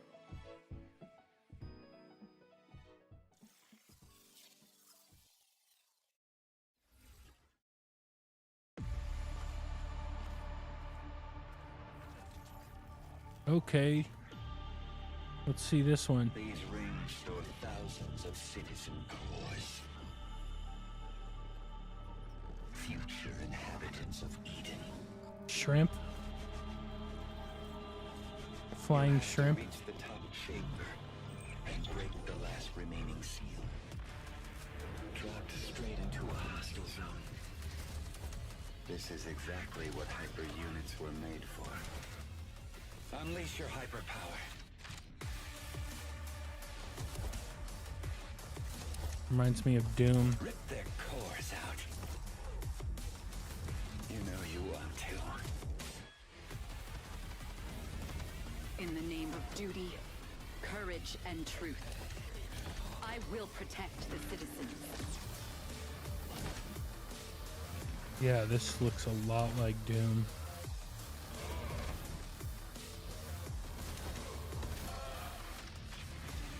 We are standing on the edge looking towards the unknown. See you on the other side. Metal Eden. Alright. Hello, Cybermyth combatants! Neonabyss 2 is a side-scrolling action roguelike game with a cyber-mythological theme. The sequel stays faithful to what the fans love about the first game, using the original infinite item stacking feature and chaotic combat, while introducing new mechanics, new content, and refinement to create an exhilarating experience. Finally, you can get hands-on with Neonabyss 2 yourself with our single-player open playtest, which is available right now. Don't forget to wishlist now. Hey, welcome back. Now let's get back into the swing of things with a world premiere. I hope you like lonely robots. I love them. There was no guide for what we had to do, no manual for leaving a world behind. But even we knew we couldn't take everything with us. I left behind my greatest creation, a guardian, a caretaker. Its hands shaped to nurture, its heart programmed to protect. It works tirelessly now, crafting vessels from the bones of a broken world, sending sparks of life into the void. Why does the sun go on shining?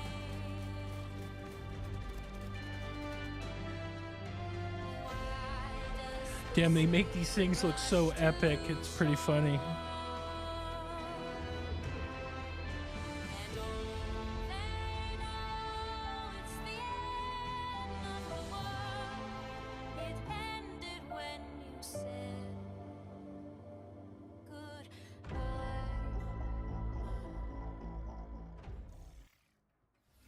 The Last Caretaker is a survival game where you bring humanity back from the brink of extinction. No pressure, I guess. It's coming soon to PC.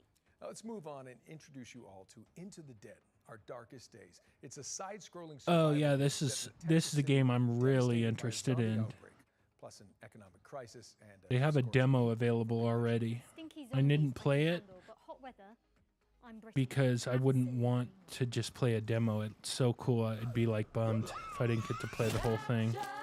But this is cool as hell.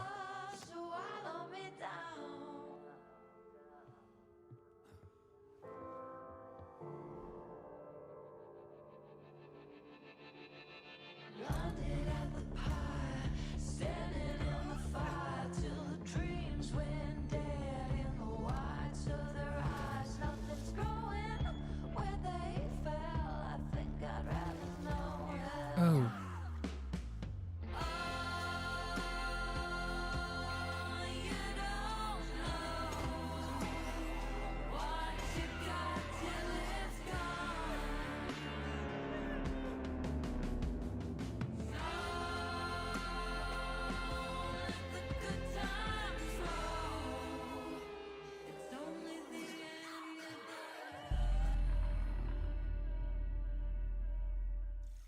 April 9th.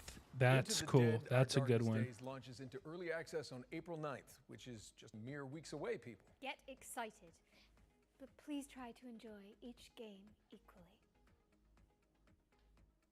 Well, if you're looking for something a little more Okay, cheery, that then was we've fucking got you weird. covered too. Locomoto is a cozy conductor simulator where you fix rusty trains and make hot cocoa for your furry friends. I'm sold. Me too. Great.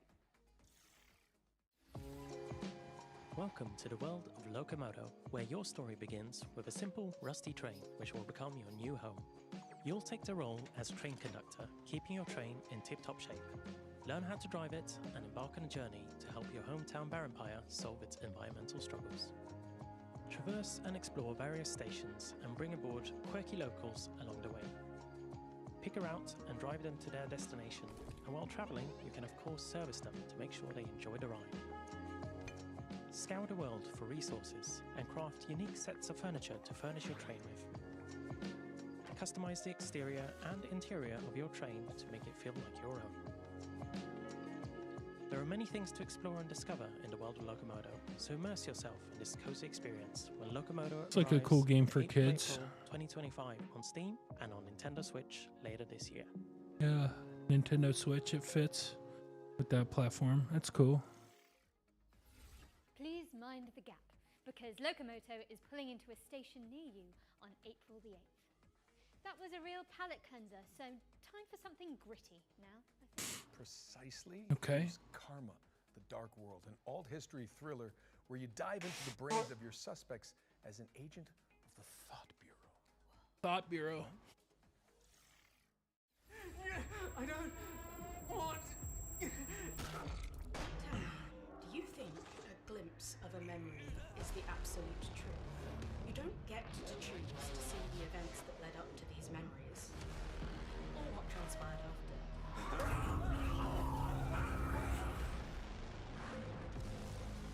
Perhaps even just once given it some serious thought. Mother? Just what kind of memories make us the people today?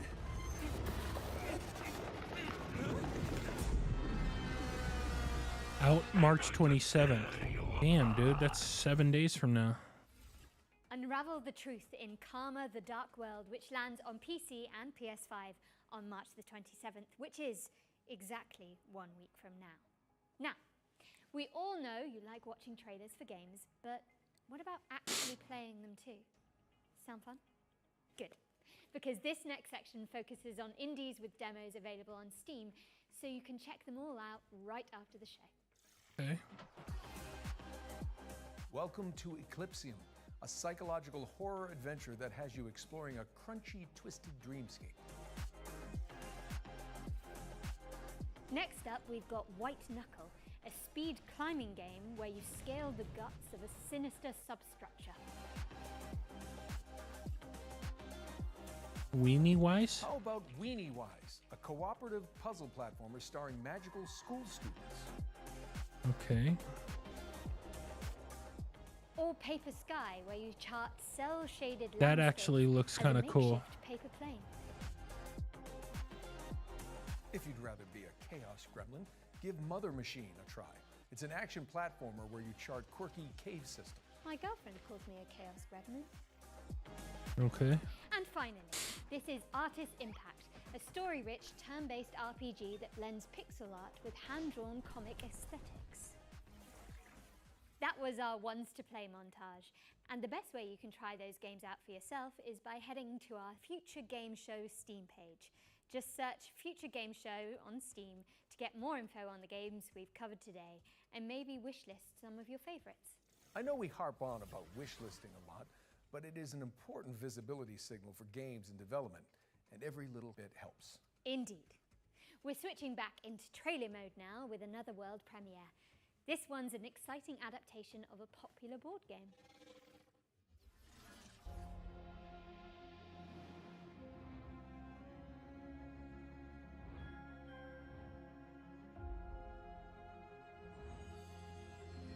Biggest board game Kickstarter of all time.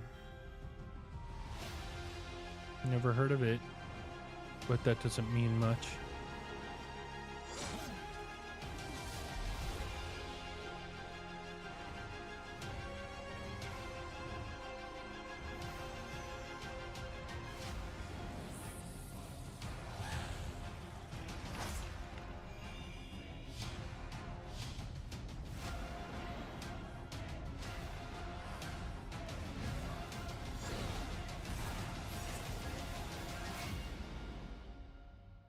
Frosthaven.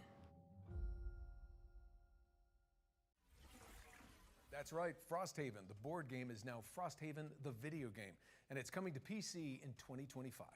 This next game fulfills a lifelong dream of mine, to be a sheep wielding a great sword in a world run by wolves. Let's dig into the delightfully edgy revenge story of Stand Alone.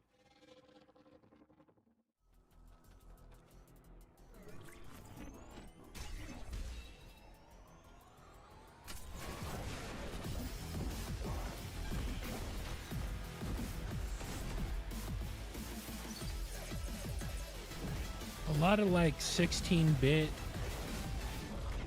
sprite style games, a lot of them.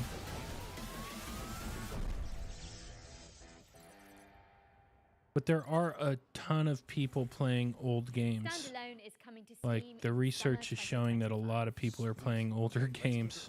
The So latest trailer from Mecha Break, a lightning-fast armored brawler. Mecha Break.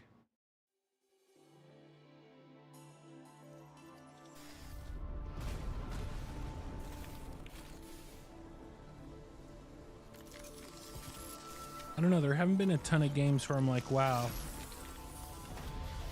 There's been no games that I haven't heard of already where I was like, oh man, this looks awesome.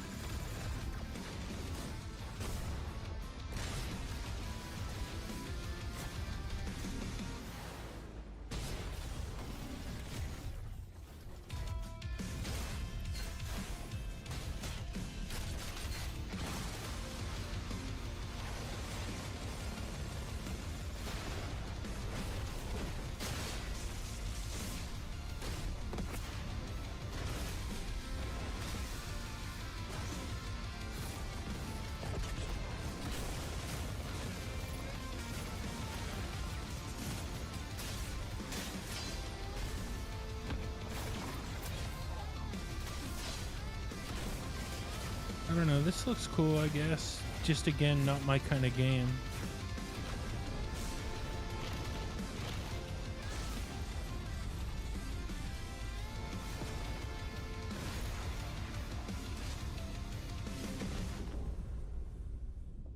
Ooh.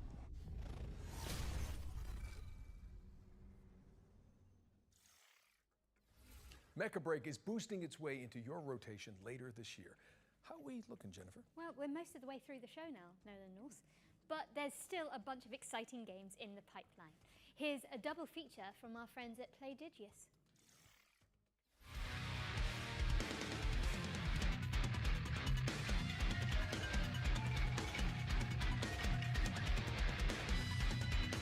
That was weird. What's up with the guitar guy? Oh, okay, there.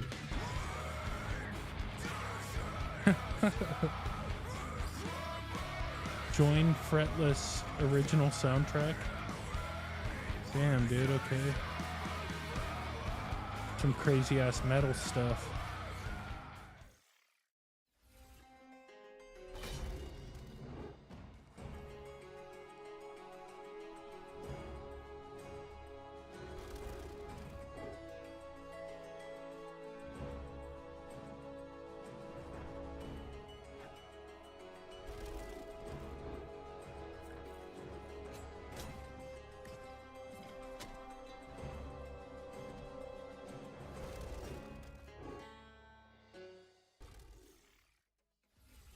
Fretless, The Wrath of Rifts, and Crown Gambit are both coming to PC in 2025. All right, Nolan North. I think it's safe to say we've covered a ton of games today. But what's one more world premiere between friends? Oh, well, I'm not complaining. Let's check it out.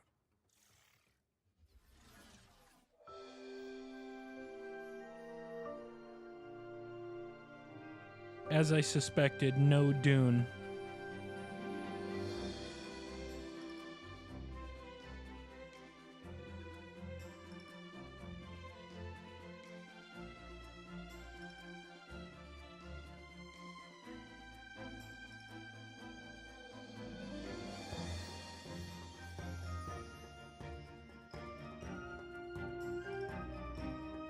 Damn, okay.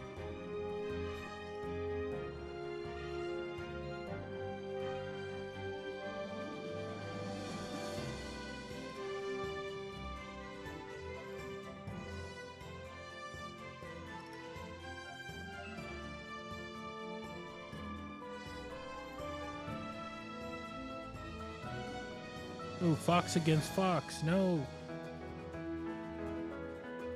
No Fox on Fox crime.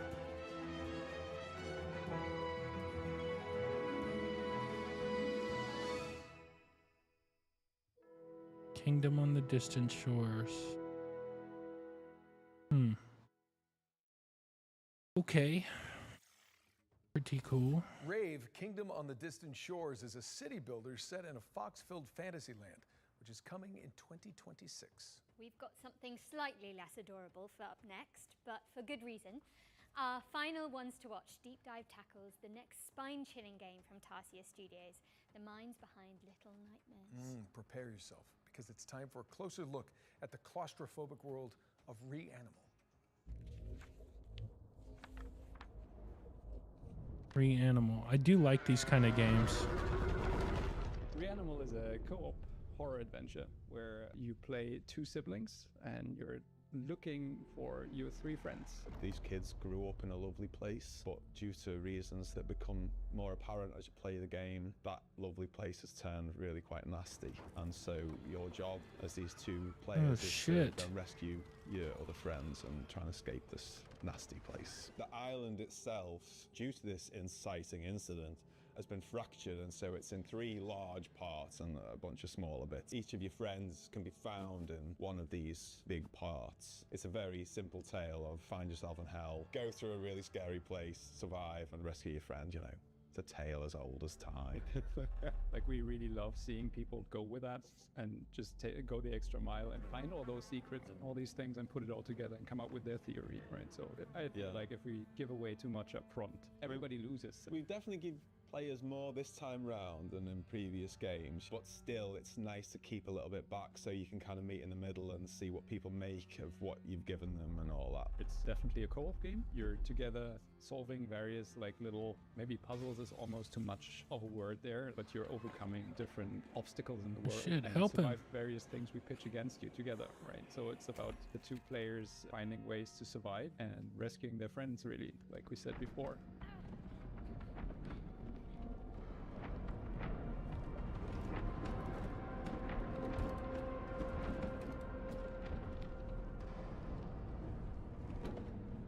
Because I'm a big couch fan. Couch co-op is where it's at for me. But then a load of people love online. And then there's people who just want to do that together. So the fact that the tech team have managed to get all 3 boxes checked that front, I think is really, really nice. And Yeah, what was also online very, co-op's very important. to us is that it's all kind of the same experience because this camera is always the same, right? We don't have split screen. In online co-op, you don't follow your character and the other one is doing whatever. It's always being together as the two characters. And yeah, like Mer said from the beginning, like scared together. That was one of the pillars, and I feel like this camera is kind of essential. to That's bring that cool. up. People have played our previous games together anyway, whether they was co-op or not. That made that decision feel quite a natural one. That like, people want this, and let's do it. It's gonna be fun, Whenever we put something in the game, we are trying to make sure it doesn't get boring. It's something new. One thing I we're really like these trying guys. not They to do always is make to good give you the games. same thing over and over and over and just work based on a recipe. But instead Every we're really single game they questioning make ourselves, is a this banger. unique within the game, right? I'm not saying unique across all games, but trying to give the player something fresh within the experience that we're crafting, and then hopefully that leads to something that people actually enjoy. Yeah, that's dope. That looks Hope fun. you enjoyed that behind the scenes look at Reanimo. Wishes us, and more info is coming soon. Reanimal is coming soon to PC, PlayStation, and Xbox, so get that thing on your wish list. Now, what have we got next for the good people, Jennifer? Okay, Nolan. So it's no secret here that at the Future Games Show, we're huge fans of Remedy Entertainment and their eerie, curiously entangled universe of games such as Control and Alan Wake. And last year, the studio revealed a spin-off to Control called FBC Firebreak, a session-based co-op shooter where you tackle Alan anomaly Wake busting jobs and then lost dominate money the big time. confines of the oldest house. If you've been anticipating this one, so have we. And good news, we're delighted to You share have with done you that the yourself. FBC They did Firebreak, too. which will give you a taste of what to expect when the game launches later this year. Let's take a look. Should have just made an Alan Wake game. It would have been dope. But no.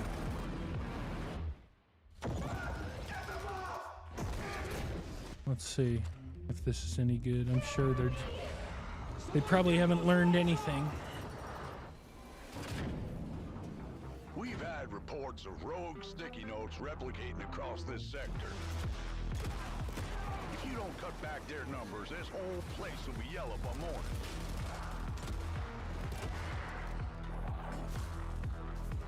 Sticky notes. This crisis ain't over. Now get through the containment door to the next zone.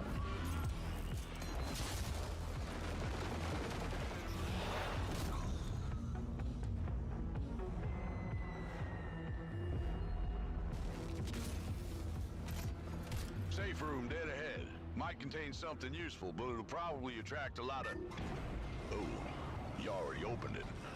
Never mind. You sure kicked the nest. There's hiss all over you. Stand back! Piggy's coming out! I'm paper. You gotta shoot him off me!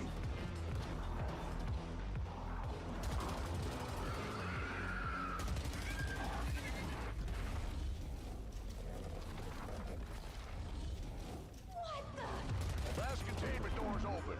Go, go! It's kind of cool. I think I heard something. Sticky notes.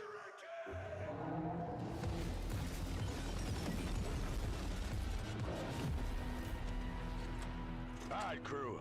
Time to clean house.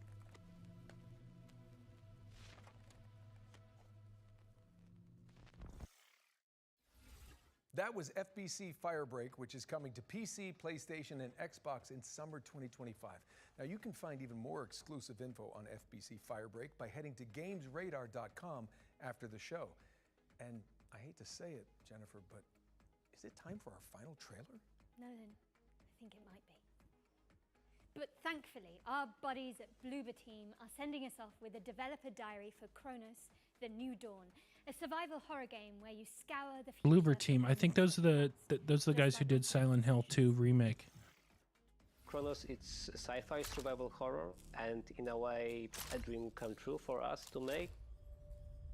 The world of Kronos, it's like alternative history when the world ends in 80s by the apocalyptic event that we call the Change.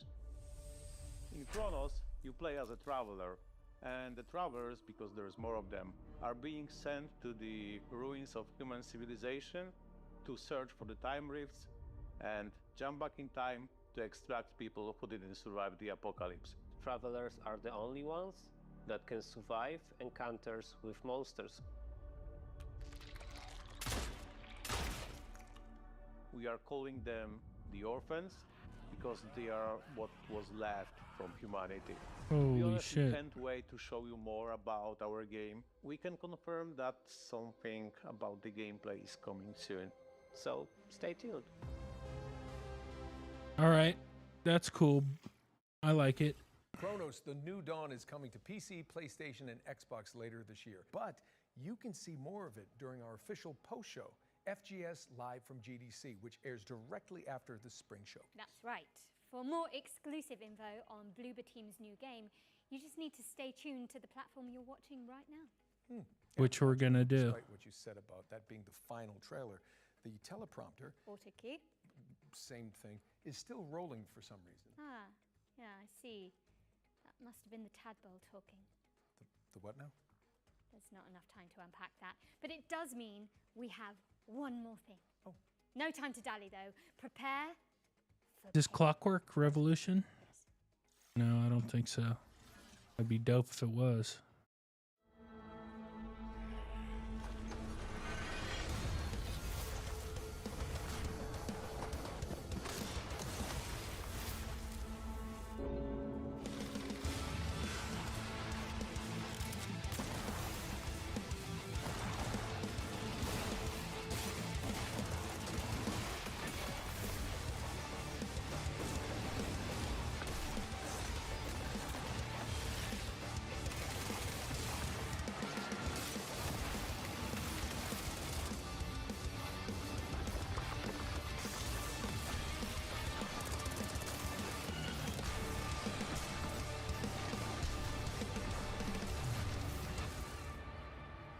Painkiller.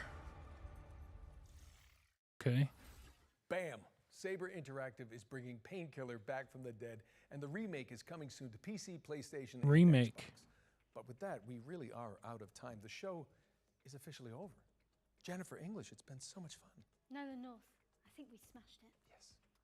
That was a lot to get through, but we hope you've all had fun watching this year's Spring Showcase. Thank you so much for joining us, but you should absolutely stick around as FGS Live from GDC starts immediately after this with more deep dives. Now, trailers, GDC is in San Francisco. I could have gone to this. And before we head out, we'd also like to extend an enormous But I stream of didn't. thank yous to the people behind the scenes who made this broadcast Yeah, possible, thank you to the including Future Game developers Show that poured their time and hearts all the into making devs trailers we aired today. for Show letting me them some love by co-stream wish this. listing I appreciate it. following their games.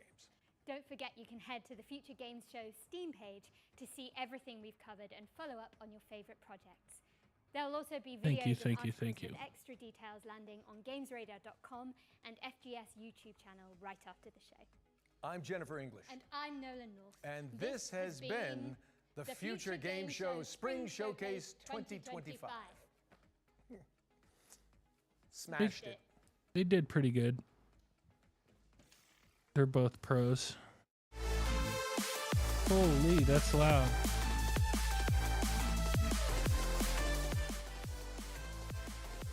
Abyss, Kickboxer, Alters, Kickboxer.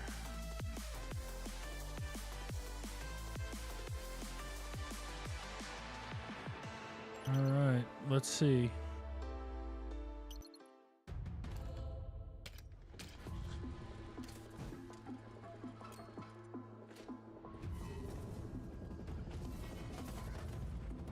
Abyssius.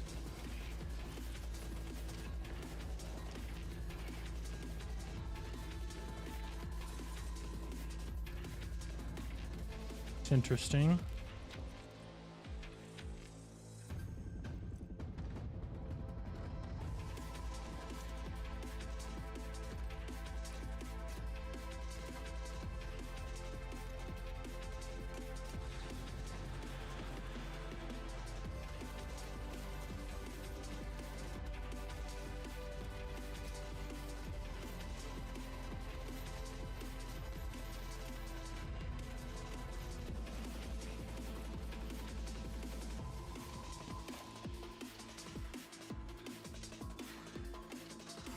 Let's see.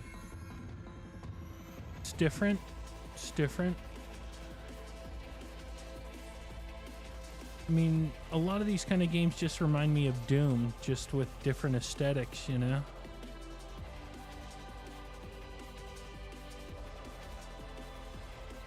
But you never know. It could be more unique than that. I'm sure it is. Abyssus. Okay, I thought it was Abyssius.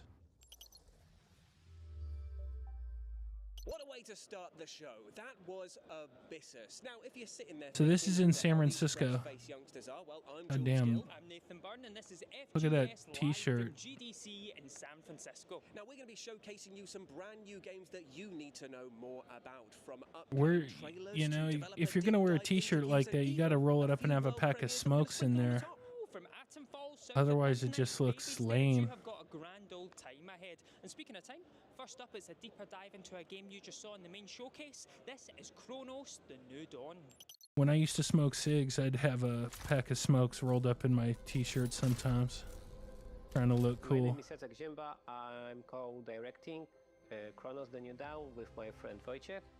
And yeah, my name is Wojciech, and I have a pleasure to work with Jacek and co-direct. Now this looks really cool. And This Chronos looks is cool. I sci-fi like survival this. horror, and in a way, a dream come true for us to make. It will be The Thing, Carpenter's movie. Yes. Yeah, we are also inspired by Dark, Netflix. Any TV game series inspired about by time John travel. Carpenter's The Thing is, yeah, Also, and Dead we're Space. somewhere there because we have also the protagonists and other maybe similar things. Yeah, when we think about movies, 12 it will be, of Monkeys, course, 12 dude. Monkeys, you know, like the Love Convict that. being sent in time, maybe we ring a bell. But also Dark Souls series. We also love to, you know, push our game into a little bit more challenging direction. Yeah. That's not good. Dark Souls is hard as play fuck. As a traveler, and the travelers, because there's more of them, are being sent to the ruins of human civilization to search for the time rifts and jump back in time to extract people who didn't survive the apocalypse. Travelers are the only ones that can survive the environment in our future setting, in our game. The only ones that can travel to the past and keep up or like survive encounters with monsters. This is not a typical soldier, this is like a diver in time. So that's why we came up with this design that we really love. The world of Chronos, it's like alternative history when the world ends in 80s by the apocalyptic event that we called the Change. We push action like more to the future when we play as a traveler, when we try to find in this destroyed world reminiscence of, you know, of the people, but what's the most important, like the time rifts that can bring us to the past. I like it.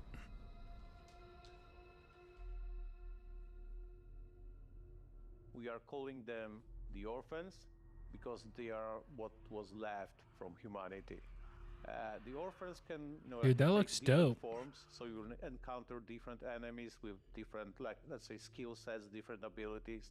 The important ingredient is body horror here, and we chose it to create maybe a little bit as an homage also to The Thing and overall genre of body horror. But what was important for us that, okay, they need to be created only from human flesh.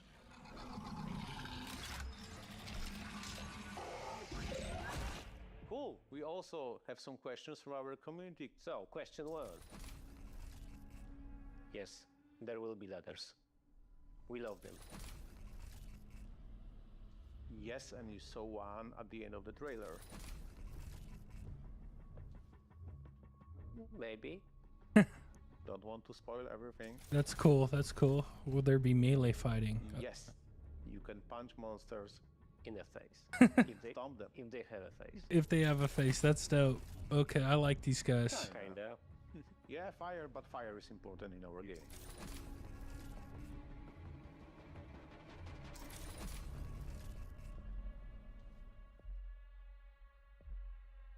It's not Mariki Skłodowska, but definitely for our CGI character, Mariki Skłodowska can be a role model.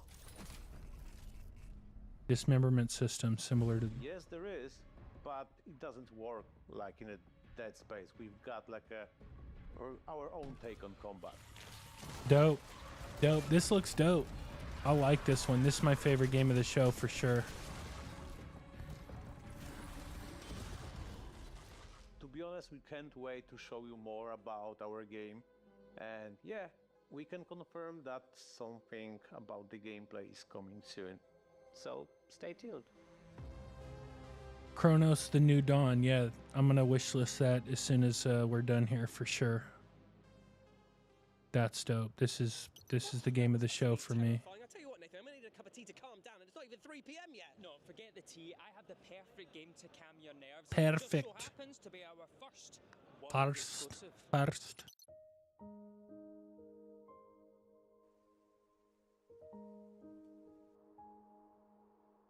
I think he's Scottish, which is fine. I don't care. I'm Irish, so it doesn't matter. But I don't think he's Irish is my point. I think he's Scottish.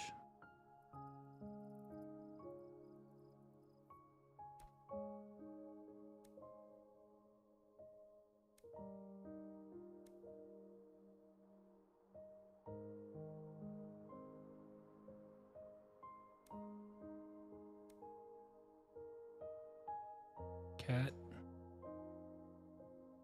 What are you supposed to be building here? Just like a place to hang out?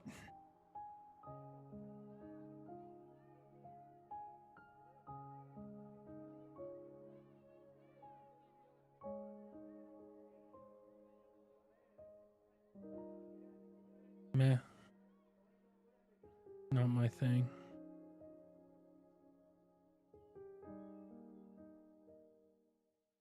That was High Above, an utterly charming rooftop building game, all about finding peace above the skyline. You can wishlist it right now. If this is in San Francisco, God, they must have cleaned that. They must have cleaned up this area like a mother. Because I live near San Francisco, and it is fucking nasty. San Francisco used to be my favorite city in the whole country, but man, they've really let it fucking turn to shit. Sad. But I can tell you the city of San Francisco does not look that nice. They really must have cleaned it up. They must have washed the streets and everything.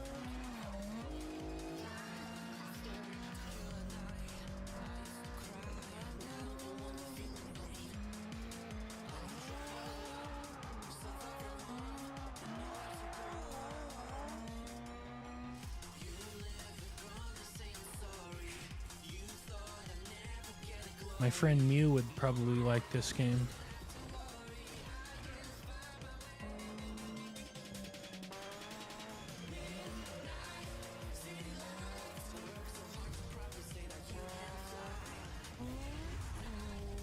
Japanese Drift Master.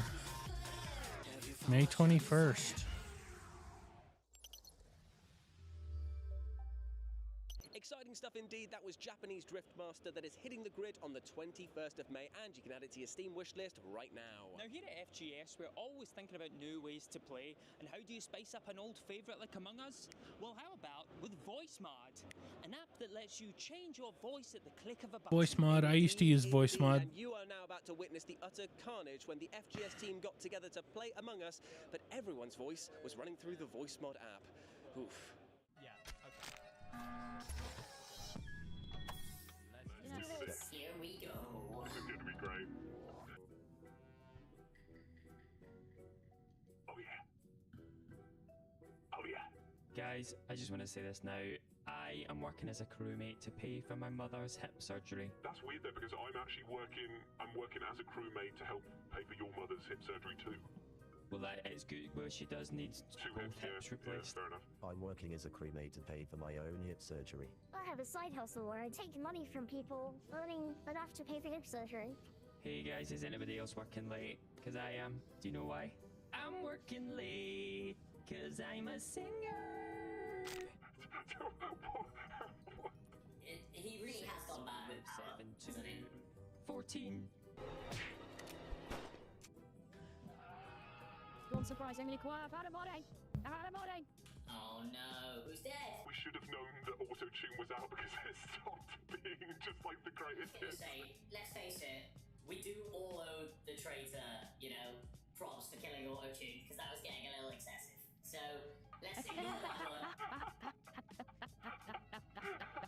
It's hard to tell if Walkie was walking somewhere, or if Walkie was following me with murderous intent.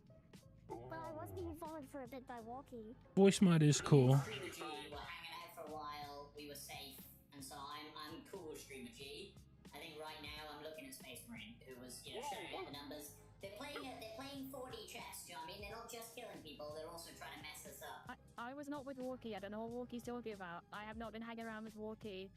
So that was a lie. That was a massive lie. Saying that we were. Yeah. Well, maybe it was Tiffany then. I don't know. What you just look the same. What? No, I can prove that I'm not vegan. Lost all. Also, a bit of a sexist pig over here, Walkie, or just because we've both got blonde hair.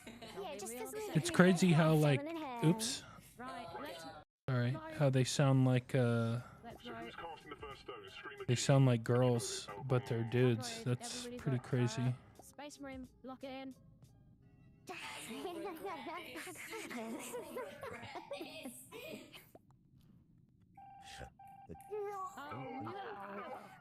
Why do you make yourself so suspicious? Yeah, let's go. Okay, I've got to swipe my admin card as well. Yeah, I've got to go. Oh, that back in. That back. Well, you know where I was in that room. Space Marine. Okay. Oh, what a shame. I told you. Matt, we're giving Matt so many My mother's hips. hips. It's not even funny. Nobody listens. My mother's hips. Jules is too good at Promise me that you'll look after my mother's hips. Oh, I will. Don't you worry about that. Oh no. I've never played Among Us. And if you'd like access to the secret Dude, I weapon of cannot get voices past and this voices, t-shirt, you man. should download It's the hard. Voice Mod app now. You can even curate your own sound effects board. Oh, yes, you can, my friend, and of course. Yeah, San Francisco does not look that nice, And yes, I am pushing nearly 40. but it is San Francisco. Is it today, Nathan? Thursday. Well, yes, but. Oh God, it's my mum's birthday. Oh, I wasn't expecting that either. It's also World Frog Day, so Yes, it is my mum's birthday. So let's talk about this absolutely brilliant frog management simulator known as Mudborn, which is not only cute as a button, but also supports wetland and wildlife charities, and as a final bonus, is out today. Mum, hi, yeah, happy National World Frog Day. I mean birthday. Good save, good save.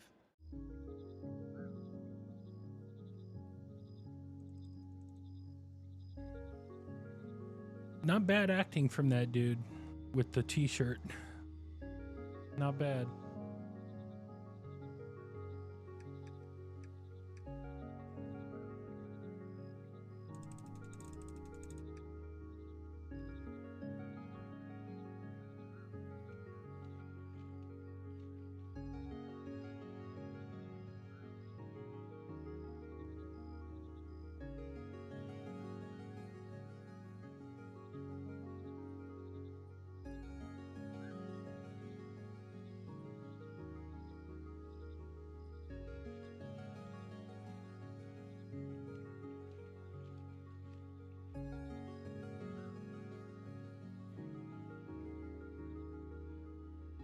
I don't know. Again, dude, another one of these like 16-bit sprite style games. I don't get it.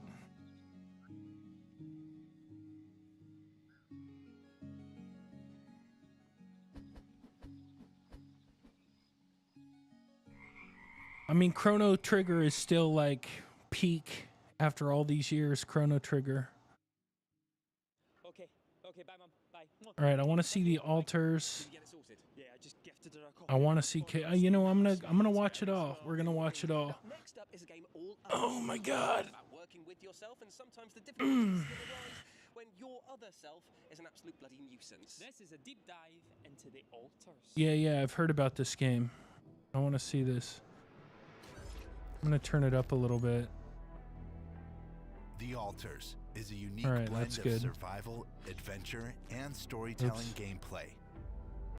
Finding the right balance was one of our top priorities while developing the game.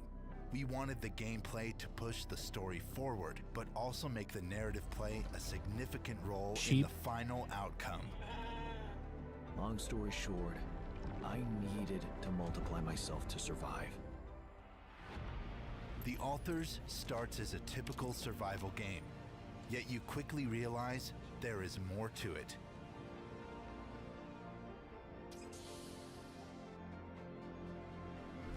You need to create the altars for their skills, which will be essential to survival. At the same time, this means bringing new characters to the story and making the gameplay more complex. The same goes for base building. What starts as a simple task of operating a functional base turns into a series of hard choices. You are tasked not only with tackling ongoing problems and pushing the mission forward. Your altar's individual needs will also need to be taken care of. Finding the right balance will be crucial for success. Want to know more? Check out the next episode of The Altars Expedition Logs.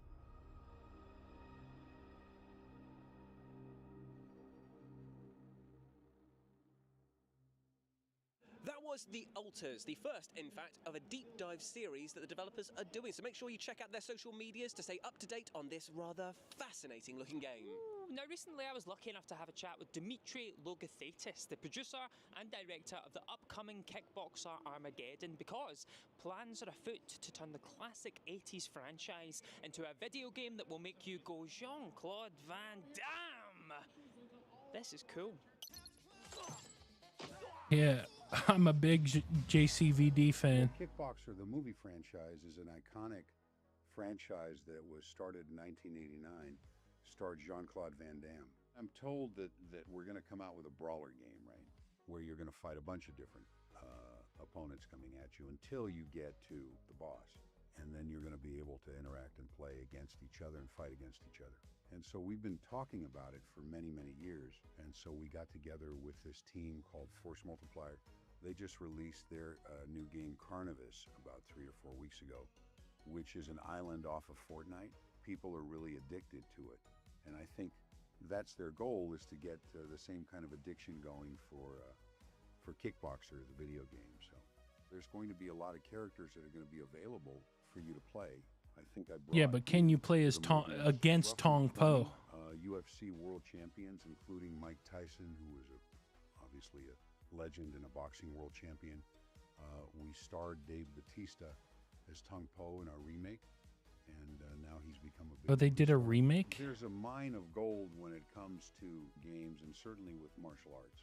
I think the most recent one, again, I think is Sifu.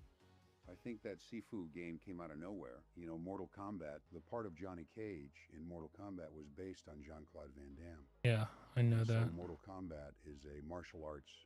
Ooh, now that's Jean-Claude. I'll be a kickboxer, you a street fighter.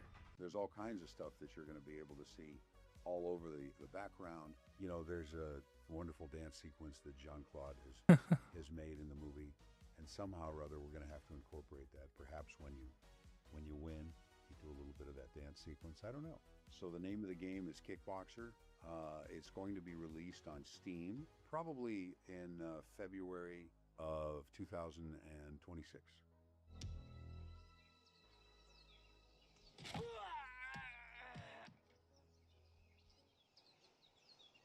Okay.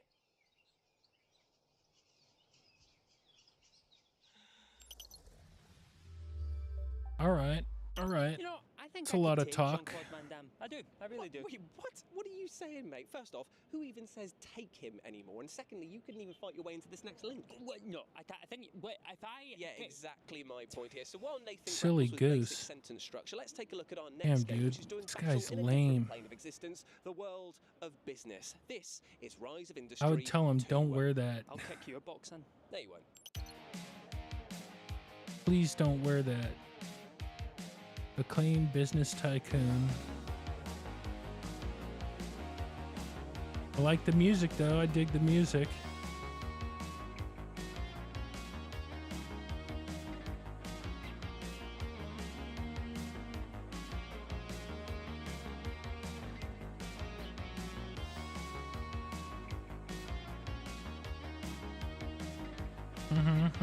Doo-doo.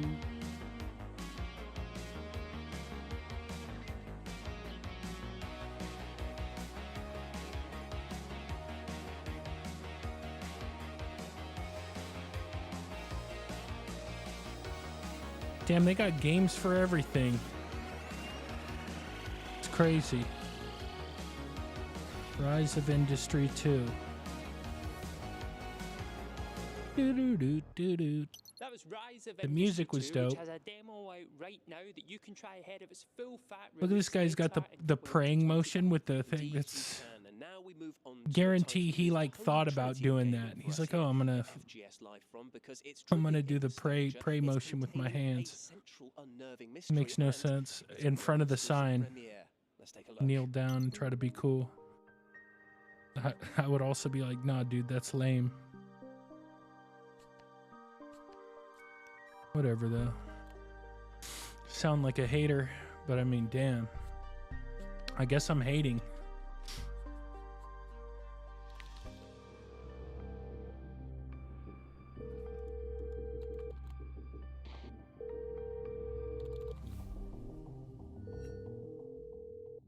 Land Party Adventures, That okay. was Land Party Adventures, and it's set to drop sometime later this year. Ah, Jules, those were the days, gaming with your buddies and then saving Yeah, them dude. from unknown San Francisco horrors. just doesn't look like that at all. Yes, indeed. And let's keep that cheery tone They going really with must our have cleaned next this video up. game, which has a central mechanic that is so utterly brilliant that it needs to be seen to be believed. This is a deep dive chat with the creators of Ruffy and the Riverside.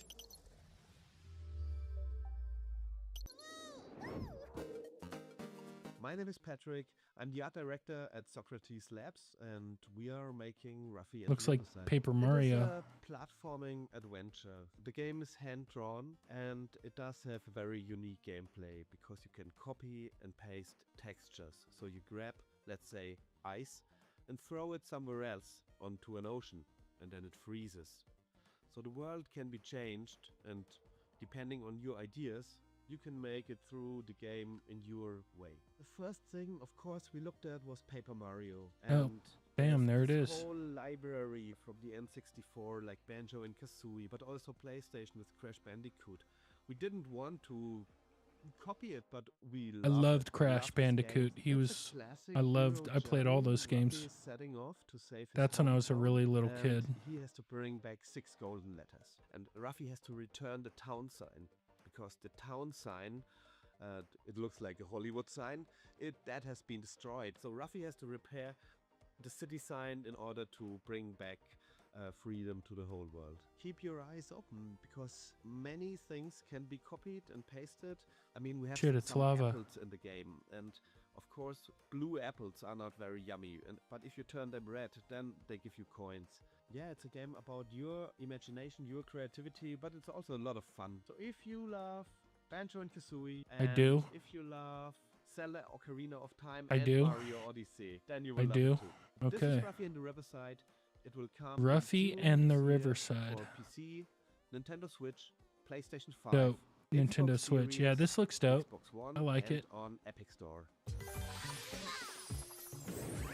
Probably not a game I'll play, but this looks cool. I bet it'll be good. And you can chop and swap until you drop when Ruffy and the Riverside lands in June this year. And if you can't wait for the full fat release, then there is a demo out for this game right now. Oh, now, Jules, I want you to take all Nice, that okay. cutesy, lovable charm and crush it into dust. Because now we're taking a sharp right turn into Damn, dude, sci-fi this guy with takes a this game shit that pretty puts you on serious. the edge of human extinction. This I is just don't Steel have that Seed, in me and to we go might just have a trailer. to get that wild over No. something like this. Good for him. Why do you do it? Get up. Do you really think you're fighting for something? Something more than just survival. Can you even name it? Do you truly? This looks a little bit like Jedi Fallen Order. Truth? A father's love? You would throw away your future. Reminds me a lot of Our Jedi Fallen future. Order. For them, you must be able to see it. You must know it by now. That looks cool. You can't win. Fighting is Bam. meaningless. So why? Why do you persist? You come with weapon in hand Bam. and anger in your heart. How can you not see it? You will never be like them. I am one of them!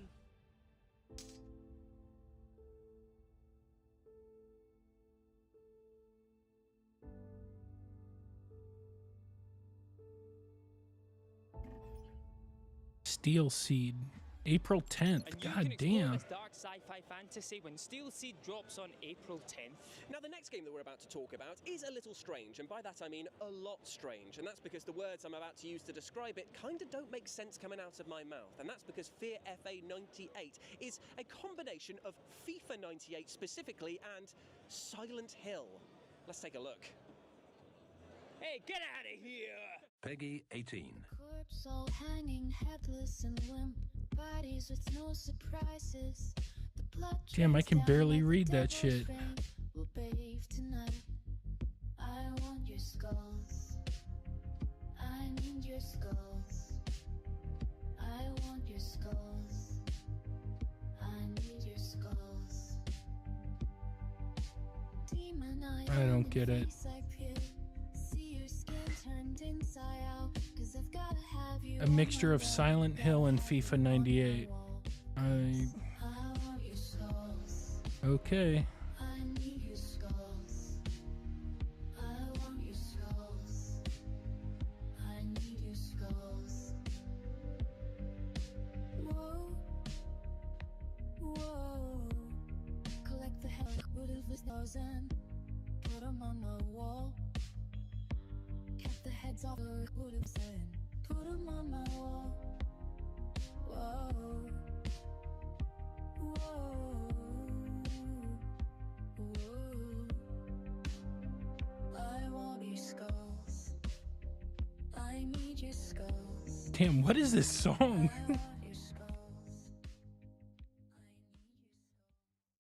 That was, Nathan. Dude, I would Roberts, not please. touch those Look out, rails if Shadow I of were a Doubt them. Fear FA 98 is going to be a wild ride when it releases for Switch and PC on May 6th. And speaking Telling of you, shadows San and a Francisco's hefty just amount dirty, of doubt, dirty, let's talk dirty. about the game Shadows of Doubt, which is about to receive a brand new update. And I live near Here San are the Francisco, developers so at I know. Compound And Games to tell it you used to more. be my favorite city in the whole country. Killers always. It was better in New York City, better than Atlanta, better than Chicago, better than LA. It was really dope. They kill again. But it's not like that anymore. So I'm Cole Jeffries, I'm the lead developer on Shadows of Doubt. Shadows of Doubt is a first-person open-world stealth detective game. Basic concept is you have a city full of Like citizens Minecraft. who go about their daily lives, and within them somewhere is a serial killer, and it's your job to track them down. Gives you complete player agency to go about being a detective how you see fit. So you could be. I would have liked drunk this if I was a detective, or you kid. could I be used to like want to be a by-the-book detective zombie, when I be was a good little cop or kid. That would be bad cop. cool. You can pretty much do what you want. You don't even have to solve the case. You can go around stealing things. The main I think attraction for people is that you can live in this sandbox and kind of be in that world. It's almost a bit like role playing a detective. You can kind of choose your path. So we've got some exciting new updates coming to Shadows of Doubt this year. We've got 3 different content updates, roughly spaced out throughout the year. So it's and the already first out? one is going to bring you the player's ability to smoke. Oh, he's having a improved player agency. the player's ability to smoke. Present in CCTV footage, they can set their Always got to have that. That's important. a couple of little Easter egg kind of additions, like a new kind of side hustle. So it's something our writer came up with, and we didn't quite manage to include it before launch, but it's a kind of side job where you can collect shoes from citizens. There'll be one citizen in the city who gives you people's shoes to steal, and you'll have to go and track them down. All right. It's completely It's kind of cool. Kind of cool. It's a fun little Again, not my kind of game, but that's if the I was a kinda kid, I'd little probably kinda be into Easter egg this. kind of detail we want to add to the game, so that's what we're delivering in this update.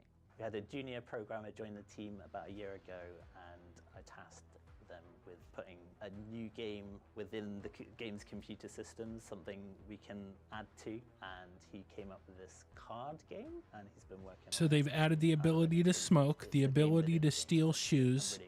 They've added a game within the game. So the first content update Guys drops are- on April 22nd. Can't talk too much about the other updates. Their this year, but priorities are there's unusual. a lot like that. Yeah. Shadows of Doubt is out now on PC, on Steam, Epic, GOG, and PlayStation and Xbox.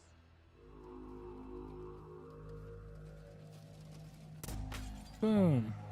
Exciting stuff there for Shadows of Doubt fans, because that brand new update comes to PC and consoles on the 21st of Moscone Center. Okay, I know exactly where they're at. Hold your booze. I enjoy the benefits of a fruit and veg-based lifestyle. However, upcoming game Arcus Champions is making me think about things in a slightly different manner, because here, fruit is deadly weaponry. Banana, get down!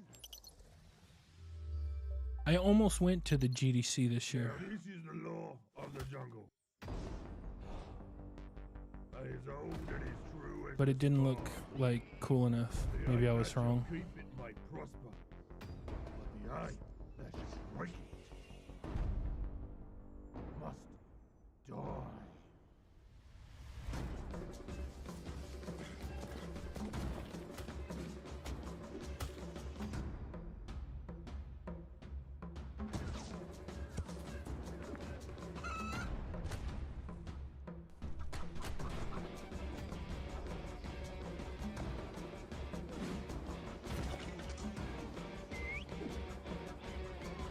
Damn, most of these trailers are definitely not the 18.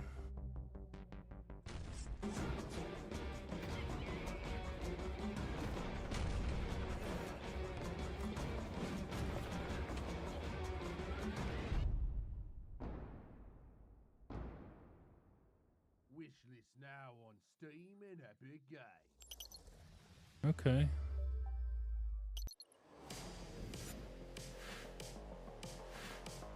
Views. Your reviews, all your other activities, set playing games, new guides, user, okay.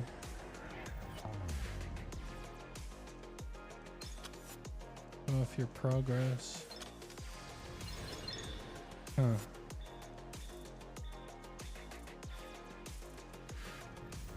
I don't know, it looks kind of redundant, right? I mean, it's basically putting a lot of different things in one place, but all this stuff already exists. I just don't know that they're all together in one spot.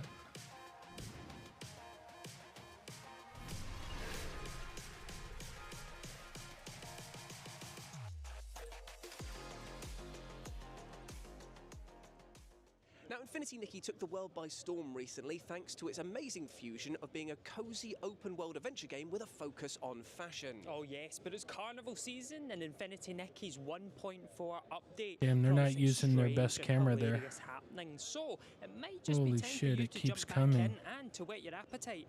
Here's a trailer. Momo.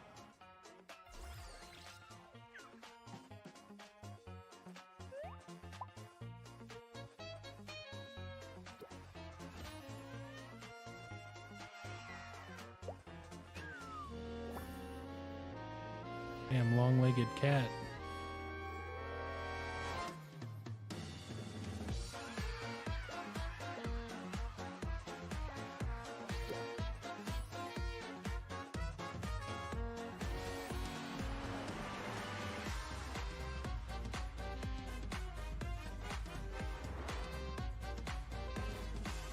again, not my thing, but whatever. It's cool, I guess. I like the cat.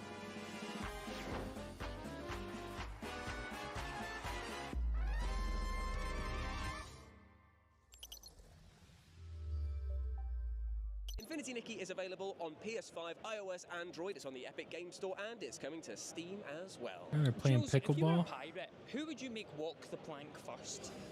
You. Oh, no way. I'd make me walk the plank first too. Oh, there we go. Come on, And if you bro. love the sound of naval battling and I love swashbuckling, then pickleball. maybe this next game is I was for good you, at as it too. This is Trident's Tale, and here is a brand new gameplay trailer. You salty sea dogs.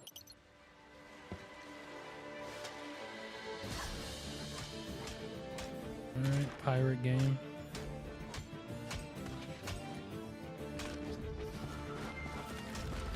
I never played Sea of Thieves, but I know it's really popular, so I don't see how anybody's gonna beat Sea of Thieves. Unless this is Sea of Thieves, and but I don't think it is.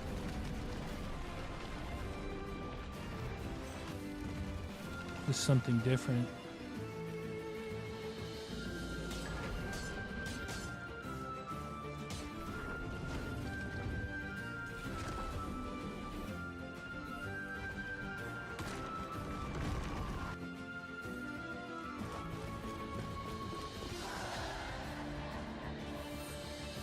Trident's Tale, play the demo.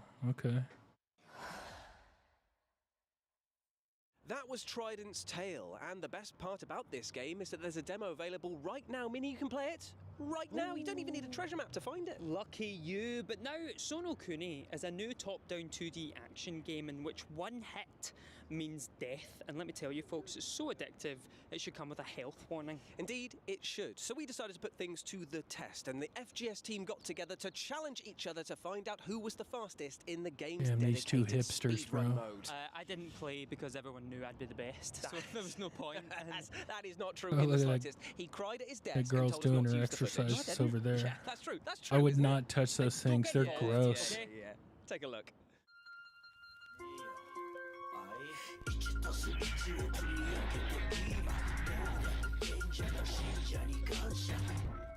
Sono Kuni speedrun. I'm going to destroy the competition. I can do a 152. I just can't do it consistently. I know I'm going to lose. I'm just going to accept that. Breathe. Zen. Let's go. I'm probably going to be completely silent doing this because I need to focus. Come on, let's go. There we go. Come on, boys. Let's go. Let's go. Ooh, all at the same time. Oh, I've missed two guys there. That's a problem. Just going to slow it down a little bit, maybe. Let the spirit of the warrior go through you, man. We got this. We got this. All right, this could be solid. Just don't fuck it up. Damn, she's got kind of a deep voice. God damn. Oosh. It's all about just clipping them at that pixel perfect moment, isn't it? And hit me, but not really. Haha. Oh boy. Got a deeper voice than I do. Oh, what happened there? Oh, absolutely. No, this has gone so wrong. I'm going to be so far behind now. Boom. Found the bottom of the car. Some people go. I thought so. Yeah, this is time based, so they're trying to get through this as fast as possible. We can still get some time back here. Come on, man. Come on, man. Let's go. Let's go. Maybe we can pull back a few seconds here and there. Right, get rid of the pineapple man. I know I'm not the only one who calls him the pineapple man. I think Jules does too. That one there always feels like you have to go out of your way to get him. I hate it. Through the easy room. I could see this being fun like Slower than once my or average. twice. I'm a lot slower than my average. I could see how it could be a little addicting, actually. Nice. This is not going to be a bad run. I don't know why I keep doing that. I've screwed myself. I know JJ's going to have gone really fast though. I just know he will. It's such a good game though. Such a good game. So why I don't see why are you I'll take 159. why are you hitting these things? They don't. It doesn't seem to take any time off the clock. Like, because then you can go faster. You're right at the end. Just go right through them. 153.84. Now I've done a 152, but I will take that all day. Thank you very much. I'll get the crown on the way out.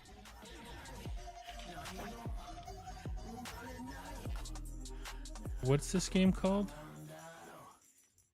Sono Kuni. Available in 4 days.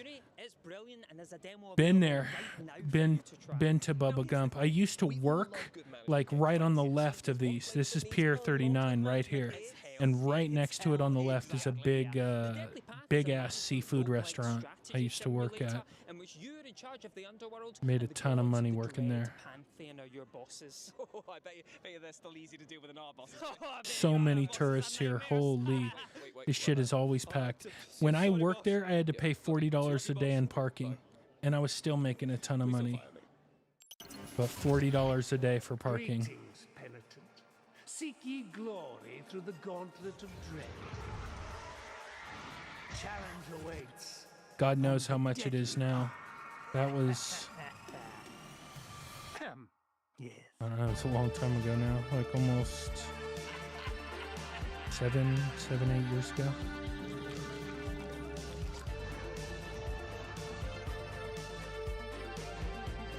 Ooh, that looked nasty. This gruesome gauntlet is no turn-based chin scratcher. Dude, what is up with putting these like IRL people in these trailers? Like, To one of life's great questions. Am I actually good at strategy games? Chaos, carnage. this is the best one I've seen though, because this guy's kind of funny. Some of them have been lame.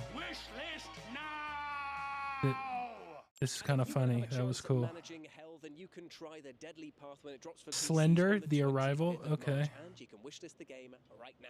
Now, Among Us Adam became a Fall. Oh, I want to see Adam Fall. 2020, introducing the world to such terms as I'll be playing that day one. and I swear You to heard God, me? Jules, if I find out that you're lying to me, I will find you. Yeah, that might just be you, mate. Oh, yeah, probably. Yeah, but if you want those emotions and many, many more right up in your face, then good news for you, my friend, because Among Us is coming to the world of 3 dimensions. It's Among Us 3D. Didn't we just see some shit like this? This is like the second time they've shown it. Okay, not quite. Never mind.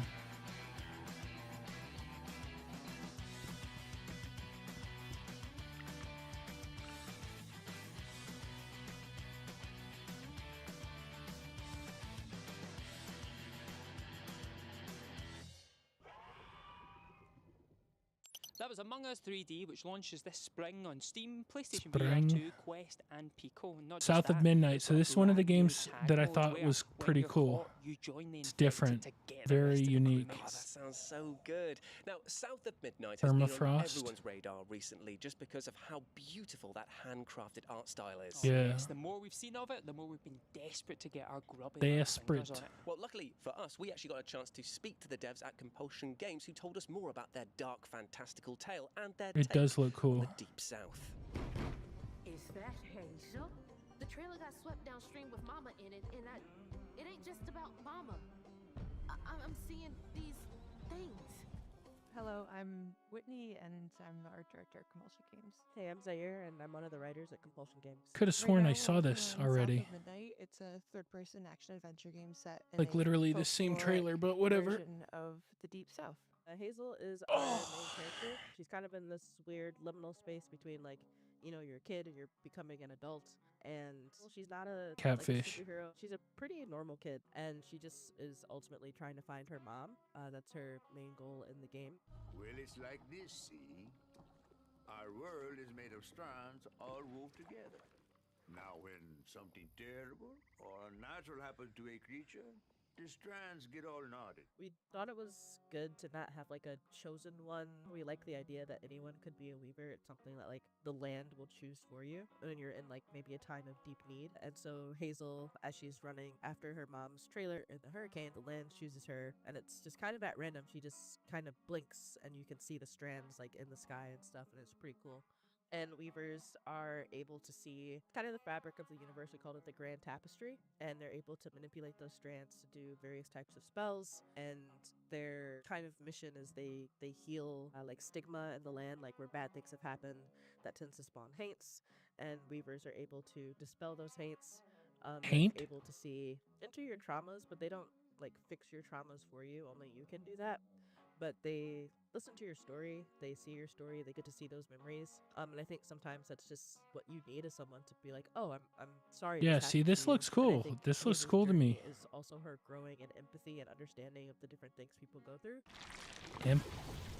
I don't get the all the empathy and all that bullshit, but prominent in the Deep South, and we liked that it's sort of a feminine craft. oh, here So we the go. idea that her magic power is sort of taking back this traditional feminine craft and making it this beautiful, powerful magic that was pretty important to us. Yeah. And so she uses weaving tools like the spindle, the distaff, the hooks. She manipulates what we call the strands, and they're these fibers that make up the universe, and they are inspired by lace. And it was really important that they had this sort of tactile feel that also like complements the tactile stop motion direction of the art style. It does have some cool elements though. On Xbox Series X and S, PC, Cloud, Steam, and it's also going to be day one on Game Pass on April 8th. And in the meantime, feel free to shout us out on social media, tell your friends, pre-order, wish list, really get the word out there. Thanks for watching. Pre-order now. You can pre-order it now. But you can't pre-order Dune yet. That long, my friends, because South of Midnight is set to drop for Xbox Series X and S on the 8th of April. But coming up next, we've got a game that's very special. It's the first of its kind, an open-world mascot management crime drama. I cannot wait. I've been waiting years for an exact genre like this. I know, haven't we all? We've got a brand new trailer for you featuring some new characters that have been designed and painted by some very special guest collaborators. Painted? Oh, yes. Painted?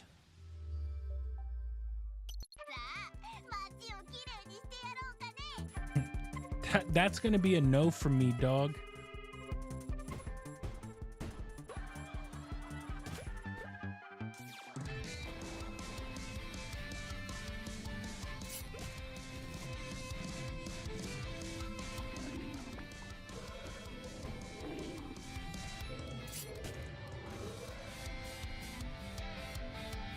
I'm sure this will appeal to somebody, but it's that somebody's not me.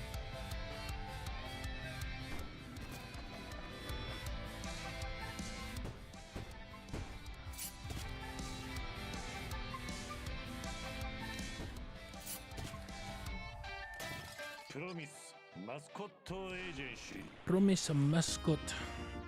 The investigator is here. Promise Mascot Agency, April 10th, and there's a demo available, okay? Promise Mascot Agency will be out on April. Dude, these guys are for actually Nintendo walking Switch, backwards. That's PS5, crazy. Xbox Series X and S. It's on the Epic Game Store and it's on the Steam Store. That's as the well. ferry Also building right Steam Deck behind them compatible. with the tower and the Yes, but clock. now, I tell you something about me. My buddy I worked think at a I'd make restaurant great king. No right way, next I to thought the it. exact same thing about you. Oh yeah, like I'd go just the right amount of power, man. Like just 1 or 2 beheadings a week, no more, no less. Yeah, not too much, not too much. And if you want to find out what type of tyrant that you be, then check out City Tales Medieval They're Era. really And I'll tell making you this what, look it's a nice brand new because toy it for is you to not show off. nice, I'll tell you that. Zero real life dysentery. Yes, actually, that is a guarantee that you can take to the bank. There is 0 real-life dysentery here. Here.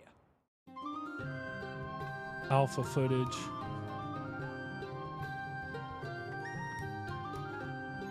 Best medieval game I've ever played, Kingdom Come Deliverance 2. By far, nothing else is even close. Next time I stream, we should beat it. Like we're at the very end. I'm excited to finally be done with it too. I'll probably stream on Sunday. Wishlist City Tales Damn, dude, Medieval it's still Era now going, to the huh? first to know when you can take charge of Survive your the medieval fall. kingdom. Now, fresh from its initial reveal last year, Imperial looks to balance fast-paced combat with deep RPG mechanics, and Joseph from Silent Games rose from I want the to see depths Adam recently fall. to tell Adam us fall. more about this upcoming title. Hello, I'm Joseph, co-founder at Silent Games and creative director on our first title, Imperial. Imperial is a third-person action RPG about transcendental revelation. The name kind of does hint towards some supernatural elements. So the story is a very important part of the game, hopefully with thought-provoking themes. I would also emphasize that it is a true RPG. It's full of mechanics and features, plenty of opportunity for theory crafting, players creating their builds. There's an extensive end game, so we've tried to deliver a complete package. In That's our game, cool. the combat does revolve around a choice of weapon, but because it's not class-based, you can change that at any time. So you'll get equipment in the game. We have loot drops. That includes 8 equipment slots, and one of those slots is your Damn, weapon. gotta And the weapon dodge, is homie. probably the most important because it will change your core moves. But yeah, you can switch at any time. So the glaive is the weapon which offers the most mobility. It has the longest basic attack combo, so your basic attack will be 5 hits. It has a teleport attack built into its kit, so you can jump in the air and then teleport. Damn, he's to getting nearest his enemy. ass It's handed to very him. reliant on deflecting and enemies' attacks, so you have to be pretty good with timing. But we do have stats in the game that improve that. So if you're not good at perfect I got some parrying health in, back. Sekiro or a game like that, a lot of the abilities are either greatly empowered or even directly rely on you deflecting an enemy attack and then following it up. And in addition to the core moveset that you get when you equip a weapon, you can equip abilities in the game. So the combat kind of revolves around these two things, the weapon and the abilities. One of the weapons is the cannon. That has 3 different ammunition types, which you can switch between depending on your situation. That ammo system didn't exist for a very long time. Its basic attack used to just be a basic shot, and it just wasn't engaging enough, especially when you compared it to the glaive, where you're doing this 5-hit combo and jump attacks and teleport attacks. I think when people first pick up the game, cannon is often the one that does seem a little out of place. It is the most technical of the weapons, and it's just as powerful as the other 2 as well. It's actually my personal favorite weapon. I always tend to play it when I'm doing a new playthrough, and then have to remind myself that I should be testing to Mason Shield and glaive a bit more as well. Boom. What's unique about the Mason Shield is the only weapon that has immediate access in its core moveset to a mechanic in the game that is called Barrier. So Barrier is a mechanic that will give you a barrier, which is over the top of your health bar, and the barrier has to be destroyed before it will deal damage to I you. see. And this is particularly useful because if you take 1,000,000 damage and you've got 1 hit point left on your barrier, it will absorb the whole thing because that's what's needed to destroy the barrier. So with the Mason Shield, you can really prepare for even the biggest incoming attacks if you're able to parry something and carry that barrier around. The skill ceiling could mean that you spend a long time on a single weapon and learn it inside out, but as you play through the game the first time, there's going to be lots of things which push you towards trying out all 3 weapons. But I definitely think that eventually you could land on a favorite and just focus on that once you'd unlock pretty much everything. Imperial is coming to PlayStation, Xbox, and PC. It is coming in 2025, so please look out for more Yeah, it information. looks But cool. if you want It to looks play cool. now, then the demo is already available. And we Demo's even give you available. some That's dope. endgame sets to play around with in the demo. Imperial is coming to PC, PS5, Xbox Series X. I had no idea there was going to be this. This is like as many as the actual show. Also a bit of a curse for the my underwear industry. And this Slender, dude. Slender Man. I'm here by the grace of Slender Man. This is Slender the Arrival VR. Slender Man. Fucking Slender Man.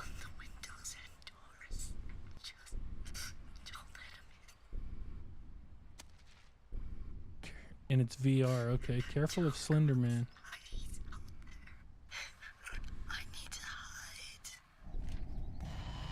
Oh shit!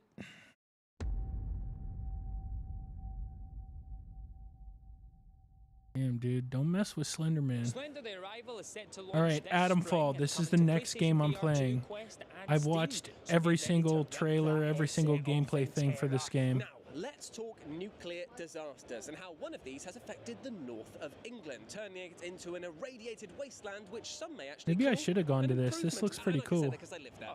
What up, Set John an alternate Smith? timeline, Welcome Atom's in. unique take on the open world I'm RPG is so live good, streaming my you won't even reaction be to the thinking about future that game other show. franchise that starts with an F. Oh, you mean Fallout? I said not to Just say it. a ton of gameplay trailers and all about it, so you go have a coming look at that while I soon, have a word with him. all that. Sir, you have got to start using these. And it's my Mr. first Rumble Premium stream, so that's what I'm doing. And this is the next game I'm playing. This comes out in 7 days. Is Adam Fall. This all these games are coming out this year. I'm really excited for this game. Really excited. Survival game, so it's not an out-and-out RPG, but it has RPG-like elements. There's survival elements and the shooter elements. So it's going to appeal hopefully to a fairly broad audience, experiencing the apocalyptic events after the real-world wind-scale fire of 1957, but with a kind of alternate history twist. So we've taken a uniquely British twist on the apocalypse. Yeah, I'm So excited we've for got this. It's people going to be living cool. under essentially a kind of quarantine protocol. So it's all for their best interest, but it is somewhat oppressive, shall we say. We leave you to your own devices. You're not told to go in a I'm doing it for Rumble Premium and for members on YouTube, subscribers on YouTube, but only on Rumble and for subscribers on YouTube. I'm streaming right now, yeah. Just Rumble and YouTube Premium. So it's only for premium. You see quite often games where If I do premium stuff, I'll do it for YouTube Premium and Rumble Premium. It's going to be specific content just for them. to have that freedom and still experience an interesting story. So Because YouTube is another platform that I stream on, so depending on direction you go, I want to show them love as well as There are Rumble, different factions within the game that you can cozy up to. but I only would those say two become platforms. friends with exactly, because none of them are particularly friendly. But And since I don't have any subs on Rumble, it's crazy. I have like a lot of followers, but not a lot of, but 0 subs on Rumble. Whereas people with less followers have like a bunch of subs. I don't know if I'm not doing something right or kind of time period. if I don't talk about it enough or what. Around the place. We've also got folk horror elements. But which anyway, you might yeah. see something that looks a bit like the I'm Wicker just Man thinking out loud there. And there's loads of little Easter eggs and tidbits that we've sort of taken from British sci-fi and media over the years. So there's loads. To But discover only and I Rumble hope you'll enjoy Premium finding. and I have to say the subs cricket on bat is still YouTube. my favorite weapon in the game. And that's it, nowhere else. Boom. I hope Cannot you'll wait have a for lot of this fun with game. that.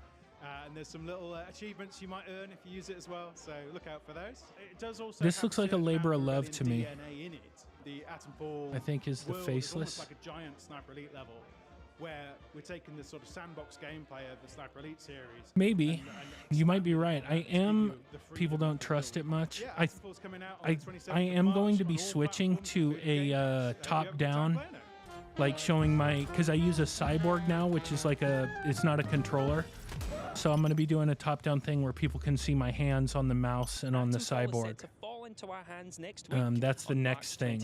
That's going to be happening soon. PlayStation 4, Xbox Series S, And then I'm going to get rid of the VTuber. I'm not going to show my face yet, but I will be showing my hands. Hunt, shoot, survive, and build within the frozen confines of a deadly Earth.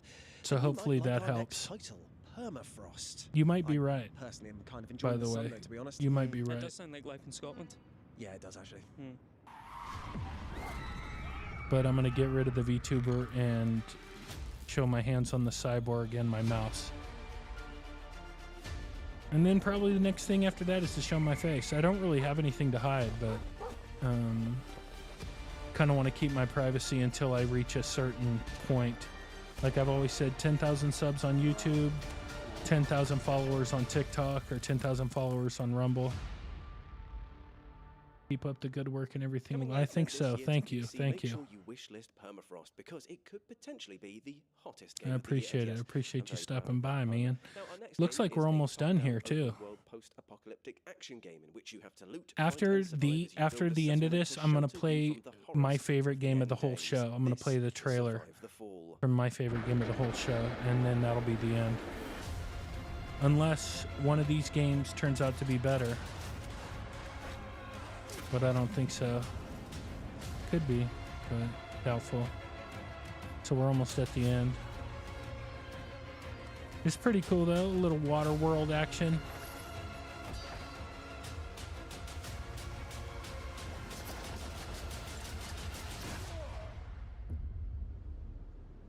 Survive the Fall is out for PC later this year, and let's be honest, probably good research for the next few years of life on Earth. Yeah, but I don't know about you, mate, but I absolutely love walking. In fact, without the ability to walk, we probably wouldn't be able to do these links right now. Yeah, this looks a little bit like PAX, except it's not as... I've had an interesting idea for a new game. It doesn't look as cool as PAX You were was. so absolutely lazy that you forgot how to put one foot in front of the other. Oh yes, we had a special chat with the minds behind this very literal walking simulator. This is baby steps. Baby Steps is a game about being a 35-year-old who lives in his parents' basement, who finds himself mysteriously transported to a mystical realm where he has to hike up a mountain in his bare feet. It's a physics game where you control your feet directly. You have to manually take every step. There's no fast travel. Life is hard. Ah, this looks kind of cool. This is a cool idea. To playing the game, you maybe for a moment you're challenged and you're sweating and you're leaning forward, and then you're leaning back and you're relaxed, and then maybe there's something kind of funny at the end of that as well. Yeah, this looks Kind of cool. like a ebb and flow. Cool idea. Careful. Oh, can you not? It's just, I didn't. Yeah, let's go back in time to when you didn't. No, I was just trying to catch it with my, sorry. With your foot, yeah, you tried to catch it. I saw it was starting to go, and I just tried to... You just kicked, you thought, I'll give it a good kick to counteract the fall. Yeah, I was just trying to steady it. I don't think it's a difficult game, I think is the first thing to say. You can make it... You're just bad. What are you trying to say? No. This is You can cool. make I dig it. difficult. So we're taking a very different approach. Very, to, very my game, unique. Getting Over It, which has one path. And if you mess up... Yeah, I remember watching this. I thought this was cool too. Really kind of achievable set of paths that are very sort of safe and more or less easy. And we're constantly tempting you off that, inviting you to try something that's a bit more difficult, but on your own terms. And if something that's optional seems like it's too hard, you just don't have to do it. Also, just because it's an open world game, a lot of the time when you fall off something, you're falling into a part of the world you haven't been to before. We try to design the world so that when you're losing progress, you're not just back where you started. You don't have to do the same thing again. It's putting you on some other path. Okay, tree. We've done a lot of work Nice. from an aesthetic standpoint to make it so that falling is enjoyable, so that there's rich aesthetic experiences you're having as you're sliding down a mudslide, as you're losing progress. There's cool stuff that's happening, and like there's a lot of richness in what failing feels like in the context of playing this game, and it's enjoyable. The purpose of games is not just to blindly succeed. And part of what we're trying to do with this game is to make the process of not succeeding enjoyable. Hopefully funny as well, yeah. What the hell? They said when Getting Over It came out, I said it would take, what did I say, an hour if you were really fast? Yeah, something like that. And it's actually a minute is the answer. So I should take whatever I think and just divide it by 60. What's your time? What's your guess? For a speed run? Okay, wait. What are the parameters of the bet? Is this the speed run after 6 months? After 6 months, I think they'll be doing it in 20 minutes. That's too short. That will have some crazy glitches and skips. Skipless, like glitchless run, I want to say 2 hours. I'm going to say 1 hour. Oh. Baby Steps is coming to PlayStation. Yeah, 5 this looks and cool. I like Steam, it. Later this year. Oh, shit. Give us a wish list. Oh, that's funny. You're on the skateboard. That's cool. Oh. Yeah, that's cool. I like it. That's dope. Unfortunately, that's all the time we have for What? today. I thought we had that's one our more. On FGS, live from GDC for 2025. I've been Jules. I've been Nathan. But I tell you what, we shouldn't go without leaving them one last present, right? We can do one last thing, right? One more thing? One more thing. One more thing before we go. One more thing before. One last thing before This we was head cool. out. Because It was a I've cool got little a show. psychological horror game, right? That is set inside a manor. Oh, Jules, I feel like I've seen it before. No. Because what if I told you this manor was completely underwater? Oh, now we're talking. This is Dark Mass, a psychological horror game that is set to come for PC, PlayStation 5, Xbox Series X and S, and it's going to drop in fall 2026. I knew a girl who fell off of this right here. I'm from this area, so What? Yeah, they're not even paying for the taxi. You serious? Yeah, I'm serious. Look, I had this fight with them, but look. I don't we know gotta how get she going fell, before it but gets she dark. fell. Hurry up! It's gonna take a while. This place has been buried for No way centuries. I'd go up there after Here's our that. chance to discover what no one else has seen. All right, this is the last one. Then we'll go back and look at my favorite game. Although I did like that Baby Steps. That was cool. Everything upside down. You won't believe what I'm seeing. Hey, drop me a crowbar. I'm gonna try to get in. I'm hooking up the camera now. Let me know if you're getting the feed. Behind you! Oh, shit. Behind you! I've never seen anything like this before.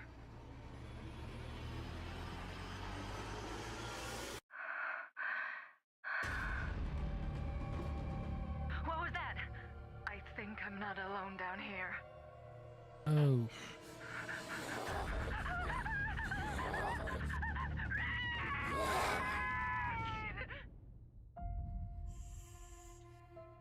All right, that looks cool.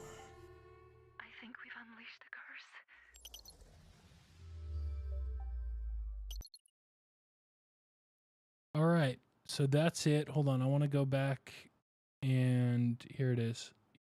Here's my favorite game of the show. So this will be it. We're going to be showcasing developer Deep Both have been deeper dive in most.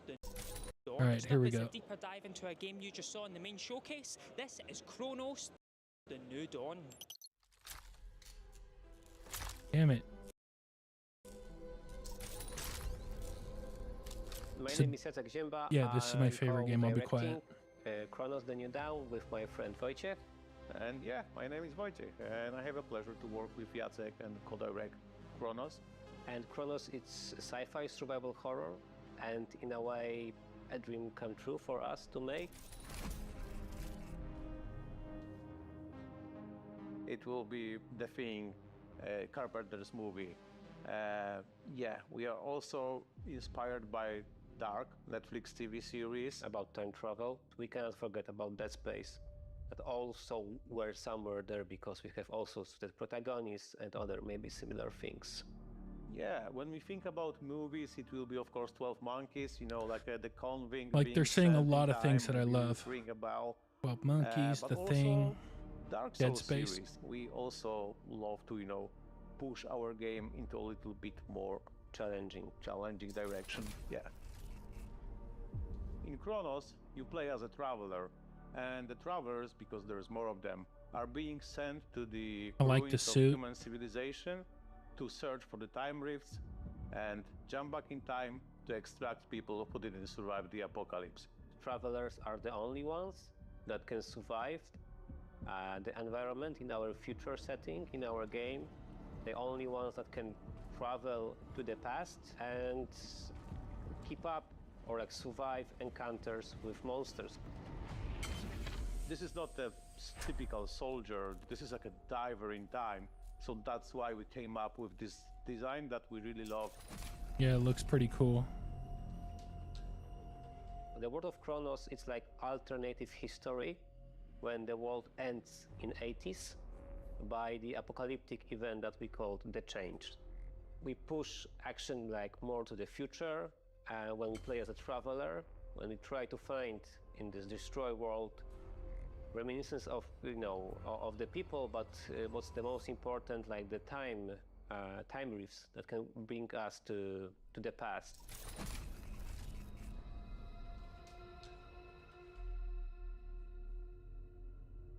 We are calling them the orphans because they are what was left from humanity. The orphans can, you know, like take different forms, so you will encounter different enemies with different, like, let's say, skill sets, different abilities. Looks really cool. The important ingredient is body horror here, and we chose it to create That looks maybe dope. a little bit as an homage also to The Thing and overall genre of body horror. But what was important for us that, okay, they need to be created only from human flesh.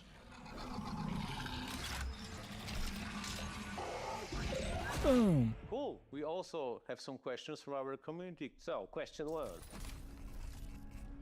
Yes, there will be ladders. We love them. Yes, and you saw one at the end of the trailer. Maybe. Don't want to spoil everything. Yes, you can punch monsters in the face. If they stomp them. If they have a face. Kinda. Yeah, fire, but fire is important in our game.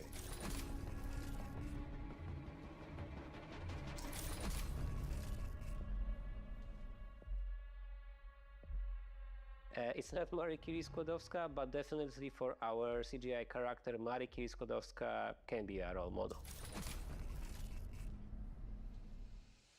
Yes, there is, but it doesn't work like in a Dead Space. We've got like our own take on combat. Dude, that looks dope. That looks fucking dope. And this is like early build status too. Only gonna get To be honest, better. we can't wait to show you more about our game. I'm gonna go wishlist And this yeah, as soon as this we is can over. confirm that And baby something about steps. the gameplay is Baby coming steps soon. looks dope. So stay tuned. All right, y'all. That was my favorite game of the show. I appreciate everybody hanging out. If you Want to rewatch any of the trailers, just go back and watch the stream. Appreciate everybody hanging out again. I love y'all. Appreciate y'all, and I'll catch you next time. Peace.